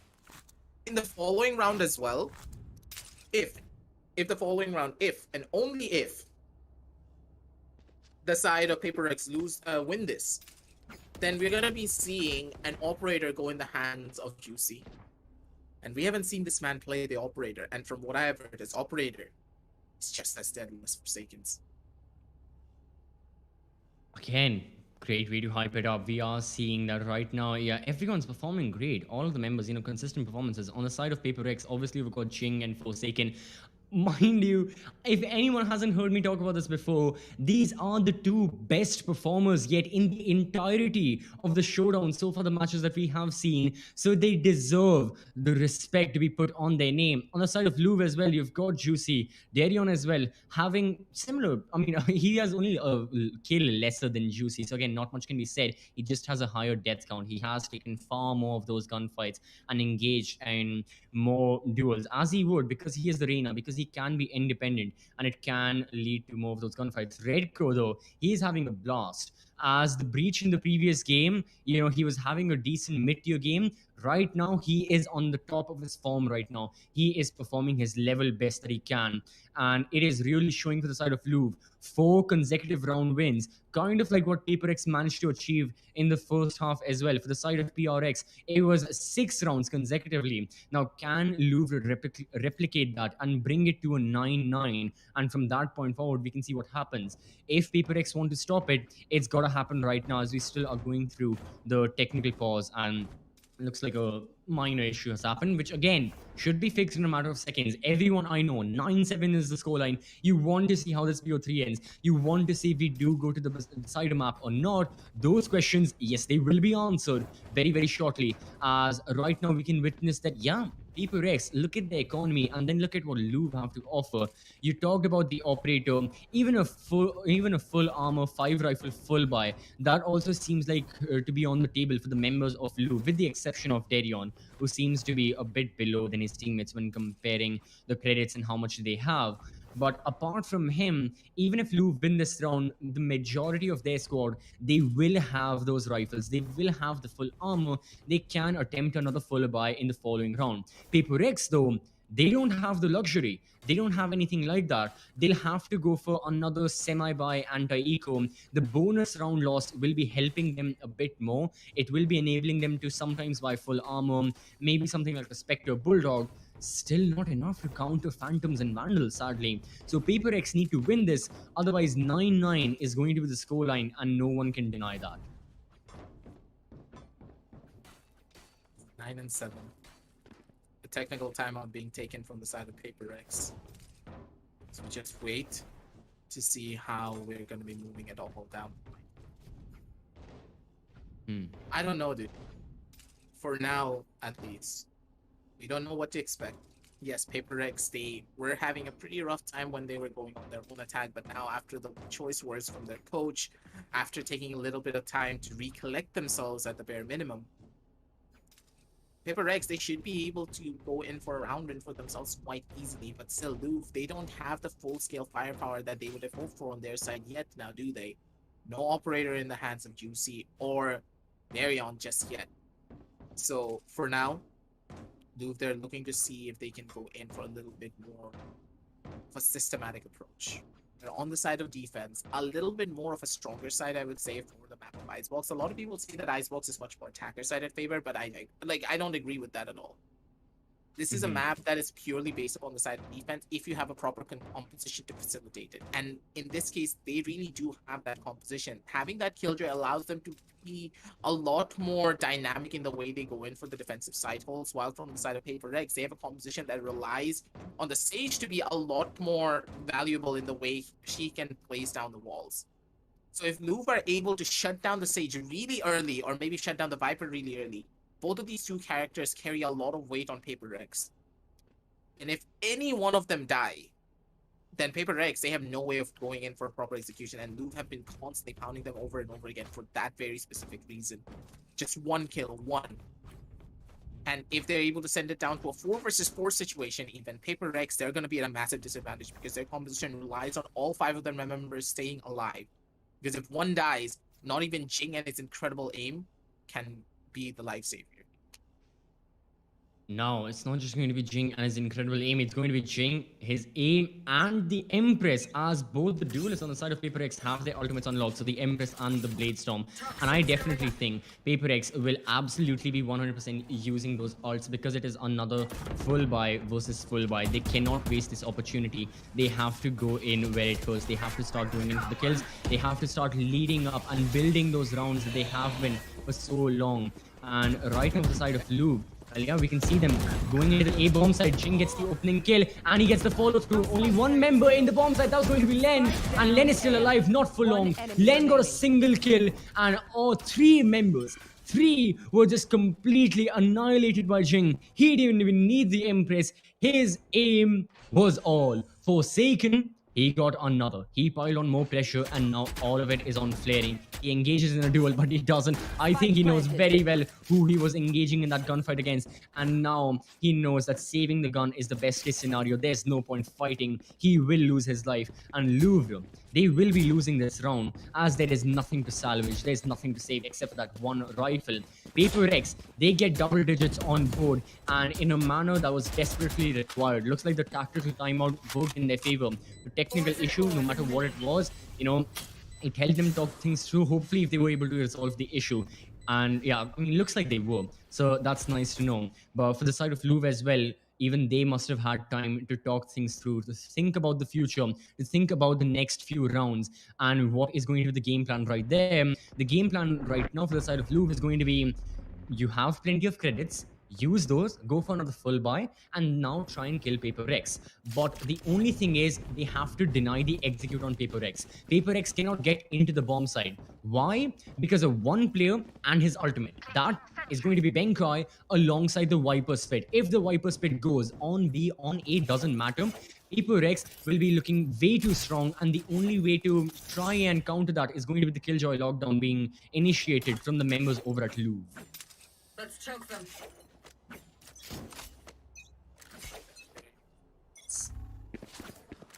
It's gonna be good. But once again, do you see how aggressively they're playing? Okay. Juicy, he's jumping on top of the belt sidelines. He hears the footsteps and he just goes in for that first initial kill. Juicy's gonna be good for one. Swinging out, it's gonna be Gary on for the second. And one by one, the side of the defenders, they're gonna be able to drop them like flies. Benkai didn't spot out the gun barrel, and that's gonna be costing him quite a lot immediately. Come on, one swing, Benkai, one swing. It's a free kill for you. You can see his gun barrel and he can't see anything. Oh. That guy does get one. Forsaken gets taken out though by from the side of Lenny and Darion. What was that flick? Hello? Do I need to call him an ambulance man? Is your wrist okay? Let me see that cam really quick. Oh, sadly he doesn't have a cam. Pretty sure he did break his wrist a little bit. What's the meme? Call an ambulance, but not for me. And that's Darion right now. He doesn't need the ambulance. It's going to be, Paper X if he keeps on playing like that. 8 rounds on board. Not the strongest buy for the side of Paper X. Forsaken, he's got his Blade Storm. He'll be using that. Otherwise, half arm on Mind Freak against an Operator. That's the one gun that can deal a lot of damage. It got the initial kill in the previous round. Yet again, we may see the same shock dot coming through. We can see the same utility being utilized from both of the players. Juicy is pushing in. Forsaken as well. He's right there. Oh, he spotted. He tagged, but he got tagged himself. And Paper X aren't stopping anytime soon. Juicy and his Operator, they fall to the ground. Forsaken gets one more as Lenny and Redco are trying to initiate and take over side control. They are going for the retake. The Killjoy lockdown goes through. Devi, who was planting the spike, is also now gone. Paper X have a lot of work to do. This will help them a bit, but they have to evacuate the bomb site. The only thing is, in case of doing so, will they lose their life to Darion back up again? He ended the previous round with a 2K. He ends this one with a 3. Piece by piece, slowly but surely. This is a 10 and 9 already happening here, ladies and gentlemen. No, you don't deserve my invention. From a 9 and 3 to a 10 and 9. 6 rounds that they have been able to win out, trying to bring this one back. One more for the equalization. Paper X, it took them a while to try and finally get that one round to send it down over from a 9 next line over to a 10 and 9. But dude, it's all falling apart. Paper X, they need to figure something out here already, because their usual strategies are just not working. They're trying to take gunfights, but the gunfights are just not being given away for free. And Darion, he's just having a field day out here on this radar. He's just swinging corners and he doesn't give a damn about what's gonna happen to him. But Forsaken picked up a Guardian and he's playing Guardian only. That's gonna be the first kill that he's gonna be able to get. Lenny's gonna be the one to take down Jing. And the starts already gonna happen. Oh, he spots one. He has to go back. There's the resurrection. Paper X still 4 man strong. However, the buy isn't strong. And the thing is, Louvre just instigate a massacre down on the mid lane. 4 kills, all 4 casualties on the side of Paper X. The Guardian that they bought, the Sheriffs, the half armor, everything goes to dust as the members on the side of Louvre just completely tear them to shreds. Every single member of Paper X could not survive that instance of bullets being fired from tube, from under tube, from mid, boiler. So many angles to witness, so many angles to watch, but not a lot of time to stay alive. And Paper X, yet again, they can go for the full buy. They went for the semi buy in the previous round. It led to 1, maybe 2 kills. Not enough. They are down in terms of the ultimate economy as well. Louvre have got the 2 duelist ultimates. They can go for those aggressive plays. And the thing is, they're already using the Hunter's Fury. The Hunter's Fury is going to be used. Paper X are getting damaged. They're going to be moved away from their regular position. Flaring, can he spot one? He spots Jing. But look at the reaction time on this man. He flicks, he kills, and Forsaken also flicks and he gets the headshot. That is how the duelists are meant to take side control. They have taken side control. They have planted the spike. Juicy though, oh my god, that quick scope. Goodness me, one jet to another, one operator to another. That is gone, done and dusted. He's looking for more. He knows there are plenty more efficiency that he can go for. That was a leg shot, dude. That was pretty much technically a no scope. He didn't even quick scope that fully. Oh god, the timing's not gonna be in his favor. Poor old guy. That's just not gonna be able to find out much, but still Paper X, they're gonna be the ones in the driver's seat regardless. Juicy, 1 he's HP. good, but still 1 HP in a dream. It's just not gonna be working out for him. Instead, it's gonna be Ben Kai coming on down through with a last shot, taking it all away, shutting him down almost immediately. Forsaken, he wants that operator in his hand, so he's gonna ask for it. They go in for the fight, they go in for the plays, and the buy, he stole that operator, and now he's gonna start running away. 11-10. Where else did we see an 11-10 Gracie? Was it split? Oh, it was. Again, it's just a replica of what split is happening. Only thing is, in this case, the teams have been switched. Earlier, it was Louvre who had the early advantage, the 9-3 half end. In this case, it was Paper X. And now, you know, different team, same results. We are back up on the 11-10. Now, the thing is, are we going to go to an overtime? Is that a possibility? I'm going to say yes. A very rational one it is. Overtime looks like a possible outcome of this scenario that we are seeing, and a possible outcome of the 24 rounds in regulation. Paper X though, they have another full buy. They are looking for the execute back up on the B bomb side. This is where they have found success in the past, more so in the previous round as well. There's the opening kill. Forsaken gets the second headshot, and now he's looking for more. Darion though with the Empress, he gets the kill. And okay, Darion dies. It's all down to flaring. Now in the bomb site, he's waiting for his teammate to come up. He spam fires through. Mind Freak has been tagged. He's got a fall back. The spike hasn't been planted. This can be a fake that Paper X can initiate. The A bomb site is empty. They can send someone over there, but they're still fighting for B. They're losing a little bit. Juicy is getting more and more on the aggression. And yeah, he's getting more and more aggressive as Paper X do end up making the decision of rotating. Oh, Ben Kai, this is gonna be so good for him. He knows exactly where the last 2 members are gonna be at. He has a rat position as well. They're not gonna be clearing this one fully. Juicy, Freebie for him, but no, Juicy's clear! No, he shot out 1 bullet. He gets the kill, Juicy! Not like this. You're not supposed to take him down. You're not supposed to reap his soul in that way. Poor old Ben Kai. Straight through the air. Precise gunplay indeed. Valorant's the best game ever. We love it. You know it, ladies and gentlemen, but still, Ben Kai's gonna be hating every second of it. Mind Freak should be good for 1 kill. Come on, Paper X. You gotta win this one for your buddy Ben Kai. He needs this win. Otherwise, he's never gonna be able to look this game in the eye. And oh my god, this is an operator play from the side of the Mai. He has nothing to worry about. He has an operator to work with as well. He can easily go in for this hole. There's nothing that you can do about it. He gets the first tag. He gets the second. He's gonna swing out. He's gonna be going in for that shot. And finally, the Mai's gonna be the one to go in for that kill. 12 and 10. They make it work. But Juicy. Match point. Come on, dude. Poor old Ben Kai, man. He's just gonna I'm sorry.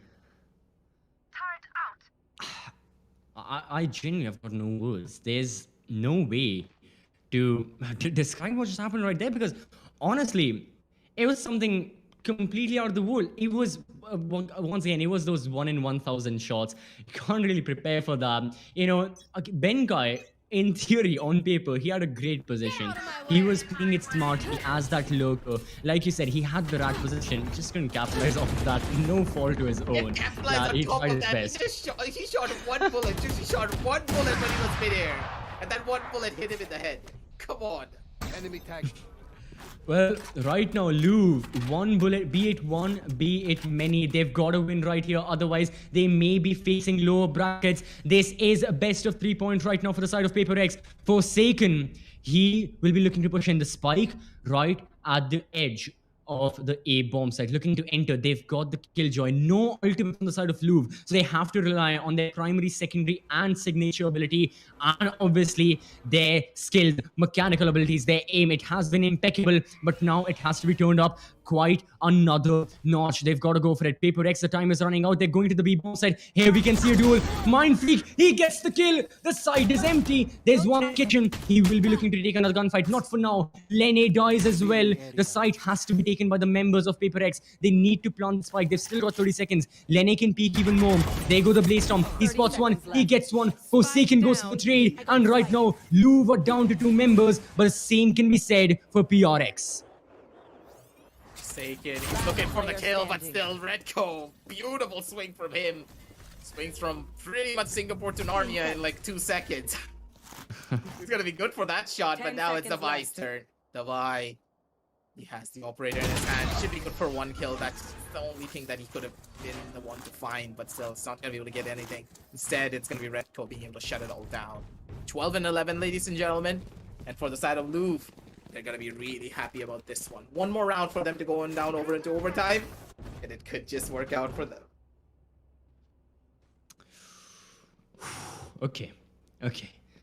Thing is, it's looking like it's gonna go to OT because look at the guns. Paper X, they gave it their everything right there. Everything that they had in chamber, they gave it, but it just did not result in a good outcome. So now they have to go on a bare bones buy whatever they can afford, whatever little credits they have. Unlike Louvre, who've got everything, all the money in the world to buy operator, full armor, all sorts of utility, and they can play on it. So now it's just going to come down. It's just going to come down to who clicks more heads. And I'm going to be honest, I can see Louvre doing that. We may see another OT. We may see. I mean, today has just been the day of overtimes. Even in the previous match here, the showdown, we saw, I think it was 2 overtimes on Breeze and Bind. Breeze versus Auto Ego. We've already seen a triple overtime right now. And well, here's the execute Darion. He spots one. He's in the smoke. Oh, can he get a kill? He's there on the sage wall. He gets one. He has to use the dismiss. He goes away, but he dies to the hands of the other arena. Jing gets the kill. There's the counter lockdown from the members of Louvre. They had the one bit of ultimate and they used it. The spike is going to be planted. The resurrection happens, but everyone from Paper X has to fall back. Do they have enough time? Yes, they can fall back. The site has been overrun. The site has been retaken by the members of Louvre, and they're applying the pressure. Another kill for Redco. He is just adding to the count. Juicy as well. He tried, but in this case, while he was in the air, he doesn't get kills. All down to Redco. All down to one of the top fraggers, and that is it. Paper X, they secure a spot in the upper bracket finals. They cement themselves. They knew heading into this game, they were the best team in Singapore, and they, through thick and thin, make sure that the title stays with them and the throne stays with them. They made it all work out for themselves. Poor old dead guy, he's getting a little bit of PTSD from that shot from Juicy, but still, hey, it's completely fine. Nothing to really worry about because they won out on the entire matchup right at the very end. They won out on the set. They're going to be happy about that. And with that being out of the picture, Louvre, glaring, you could see it in his eyes. He's just like, come on. We could have gotten this. We could have made it work. Come on, guys. We had this. But at the same time, they're going to be really happy as well because these matches were so close. It was a 12 and 11 heading on down over into a 13 and 11. Map number 1 was a 14 and 16 scoreline. The side of Louvre, they have what it takes to take down Paper X, but right at the very end, the strategic aspect really just did not work out in their favor. The small mistakes that they did make here and there when it came down to their side holds just broke them apart piece by piece, and that's how it just all got taken down here. I don't know. Honestly, yeah. It's just a sad story for Louvre, but at the same time, as they do head on down over onto the lower brackets, I think they're gonna be really happy because if Yeah. anyone has the potential to take down Paper Rex when it comes down to the grand finals itself, if they do make it there, it has to be side of Louvre. That's the thing that Louvre, if they're able to defeat a team of a caliber such as Velocity, and they were so close of trying to nudge one of these two maps in their favor against Paper X, arguably the best team in Asia Pacific right now, at least to the rankings, they are. If they can put up a performance like this, they can 100% fight their way through the lower brackets, regardless of who their opponents are, regardless from which country or which region in South Asia or Southeast Asia they're from. No matter who their opponents are, yeah, they're going to be looking forward to them and they'll be ready to take them head on. So they know that they're still in the fight. They know that they have a chance to take a bit of that $15,000 prize pool that everyone is fighting for. Well, for the side of Paper X right now, yeah, they've a potential. Well, not potential. Their confirmed opponents are going to be Alter Eco, the best team from Indonesia, and yes, the upper bracket final. Everyone's excited for it. Now, what exactly will these teams be thinking? I know this is a topic that should be discussed while the game is going on, but honestly, Paper X right now, they know the fight isn't over. They know they quite literally fought their way through 24 rounds and more on the map of Split, and we can have a look at these 24 rounds on the map of Icebox as well. Right now, starting from round number one, we had the pistol. Paper X won that, and this was just a 6-round winning spree that they could not be stopped on at all. An excellent start towards the middle, kind of like Louvre on Split. Yeah, they were falling apart a bit. However, no matter what happened, Paper X, they still took the dub. Paper Rex, they just knew that, all right, how do we bring this one back? We just need to show a little bit more confidence. We need to switch up our strategies just a tiny little bit, and maybe we can edge it all out. We have such a massive buffer. We should not be the ones to give this one out. Recollect ourselves, reset our mindset, and just play Valorant. You gotta have fun on the server as well whenever you're in these high stakes situations. Because if you're not having fun, you're gonna start making a lot more mistakes. You're gonna be in a much more of a problematic situation. And honestly speaking, throughout this entire game, we always talk about the side of Forsaken and Jing. But one Yeah. guy who was just a cut above the rest in this matchup, in my eyes, it has to be the Vi. The way that he was just moving around the entire map, the way that he was able to hold down certain specific sightlines. He's the one that I'm really going to be highlighting a lot for this matchup because I feel as though for the side of Paper X to win this one, if the Vi wasn't there, there's no way they would have been able to go for those. The Vi and of course Benkai, because Benkai on this matchup, he just absolutely demolished everyone on that Viper. He showcased exactly why Viper is one of the most important pickups on the map of Icebox.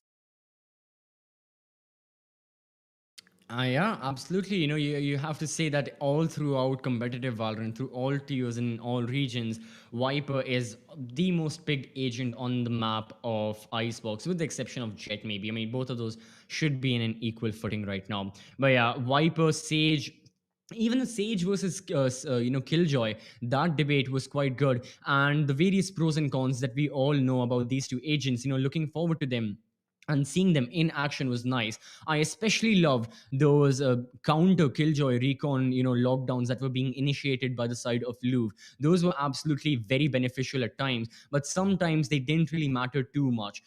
This is one of the examples right now. As that round, there was the Viper Spit, and to evacuate the members of Paper X from that Viper Spit, well, they just had to completely make them escape the bomb site. Otherwise, they'd be detained, and it would not be a good scenario.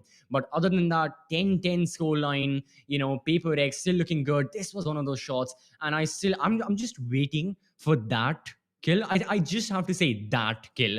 Everyone knows what I'm talking about. Everyone knows I am mentioning when Benkai was there on Boilers and Juicy with that flick while he was flying up drafting. But there's still a few more clips because there were so many clips in this game. Every single kill was a highlight worthy moment. All of these rounds, they were just absolutely thoroughly intense to watch and to witness. Again, great post plan. The Vi, like you mentioned, very influential player overall. May not have had the highest skills, but he got those impact frags when it was necessary. Paper X right now, yeah, 13-11, deserved win 100%. But then again, Louvre, so close, yet so far. It's not going to be the ones to find it all. They tried their hardest to try and bring this back for their side, Yep. but At the very end, Paper Rex, they were just a better squad. They had the better strategies and they adapted a lot more quicker to a lot of the strategies being brought down from the side of Louvre. And honestly, in the last round, it was just because of one mistake from Louvre that cost them everything there. First initial over aggressive peak, the first kill already did happen, and then like, what do you do? The Reyna was just stuck in a one and done angle. Where does he run? There's a wall in front of him. Where does he go? Darion was just stuck inside of the site. Even though he got Yeah. that kill on towards the face of Forsaken, he got the dismiss, and then he was just stuck between a rock and a hard place. And you're like, where do I go now? What do I do? So in that sense, Louvre, they just lose out on a lot of their members, and the trade game was just way stronger coming on down from Paper X. They had control of the entire map, and it was just under complete and utter lockdown. Shots were being taken, fights were being found, and right at the very end, positions were just that systematic, now wasn't it? But in a way, Yeah. once again, as I just stated, the lower brackets is still there. Louvre, they're not out of the tournament just yet. They just need to dig in deep, just recollect themselves after this loss and be like, hey, boys, we've forced them down to this close of a round. We have beaten them before as well. So why can't we do it again? Go back to the drawing board, recollect yourself, rethink the strategies, fight your way down through from the lower brackets, take down all the other South Asian squads that are still there, and possibly the other Southeast Asian squad that's going to be showing up tomorrow, because you got to remember we still have a lot of matches to go. And at that very end, be able to go down over onto Paper X one more time, tell them exactly what you're thinking, and show them that you're the better squad once again on the server. Because honestly, when you're playing at such a high stakes tournament with $7,000 on the line, you know for a fact that, hey, anything could happen. That's the thing. On paper, I'm sure everyone can say Paper X are the favorites to win the entire showdown. Arguably, I mean, after showing such as this, one can say they are I mean, in my eyes, they are definitely in the top 3 teams in Asia Pacific right now.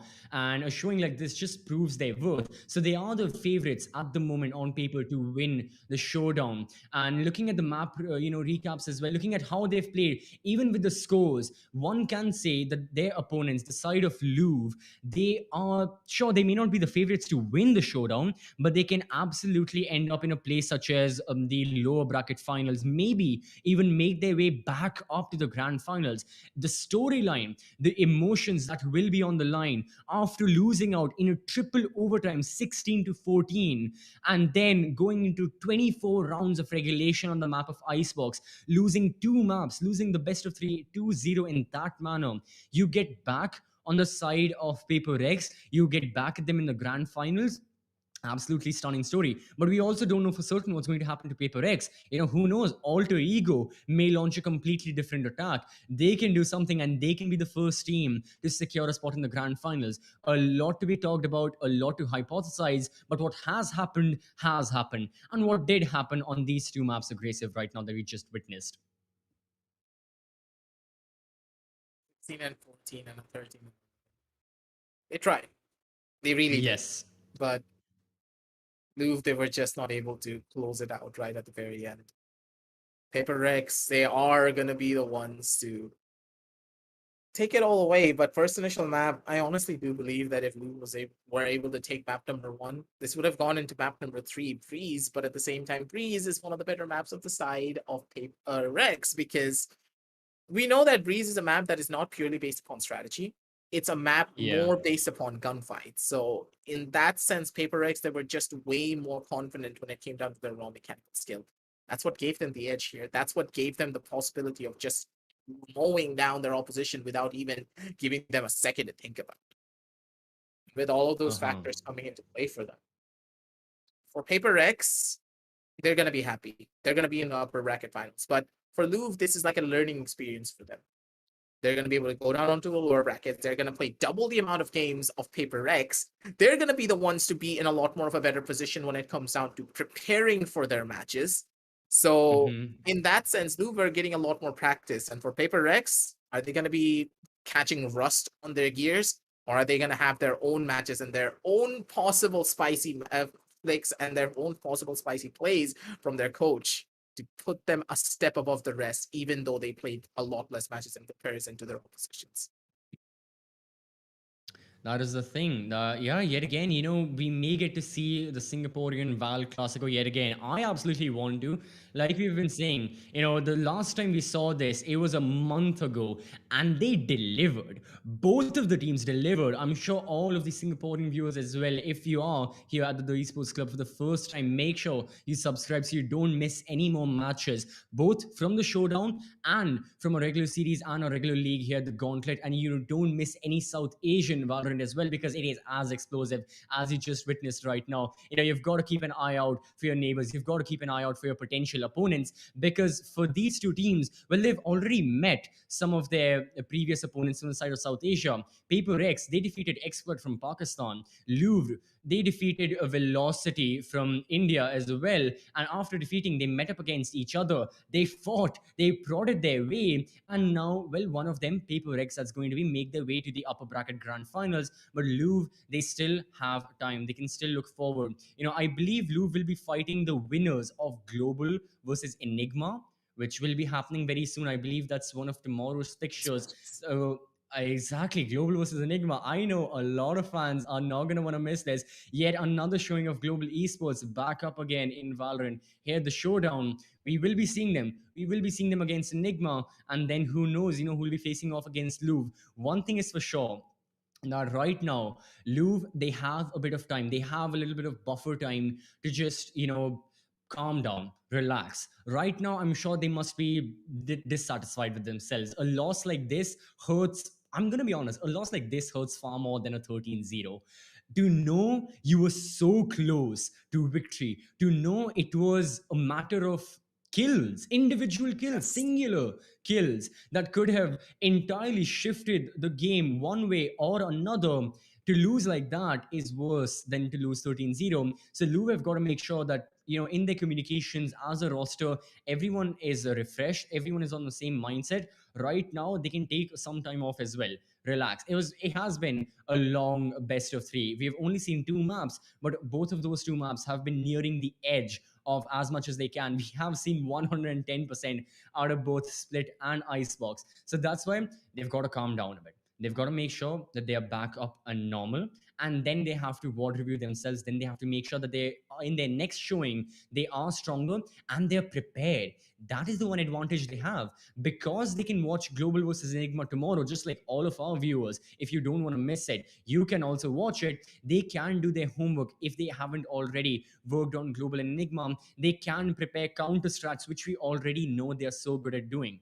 Right now, one can say that they know how to prepare for counter strats against Paper X better because they're a team from the same country, nationwide teams. It's kind of like, yeah, like we said, their own Val Classico, their own G versus Velocity. So they must know them through thin, like very completely through and through They're all against best friends, pretty potential. much, honestly speaking. That's the best thing about professional players. Apart from teams, I've seen this so many times. They play ranked together like almost every day. No one cares. They just want to have fun. Usually in my ranked games, no one is having fun, but hey, what's done is done. Again, jokes aside, what I'm trying to say is that right now, the side of Louvre, do not lose hope. Still one of the strong stews. They can make it to the lower bracket finals. They can definitely take a chunk out of that prize pool for themselves and for their team. And they can defeat potentially teams of higher caliber from the side of South Asia. And they can do their homework on their opponents. That is going to be Global versus Enigma. They can watch them. They can see the maps they like. They can see the maps they don't like. And then just, play strategically because that is something Louvre are absolutely impeccable at doing if we haven't already talked enough about their individual mechanical skills, that is.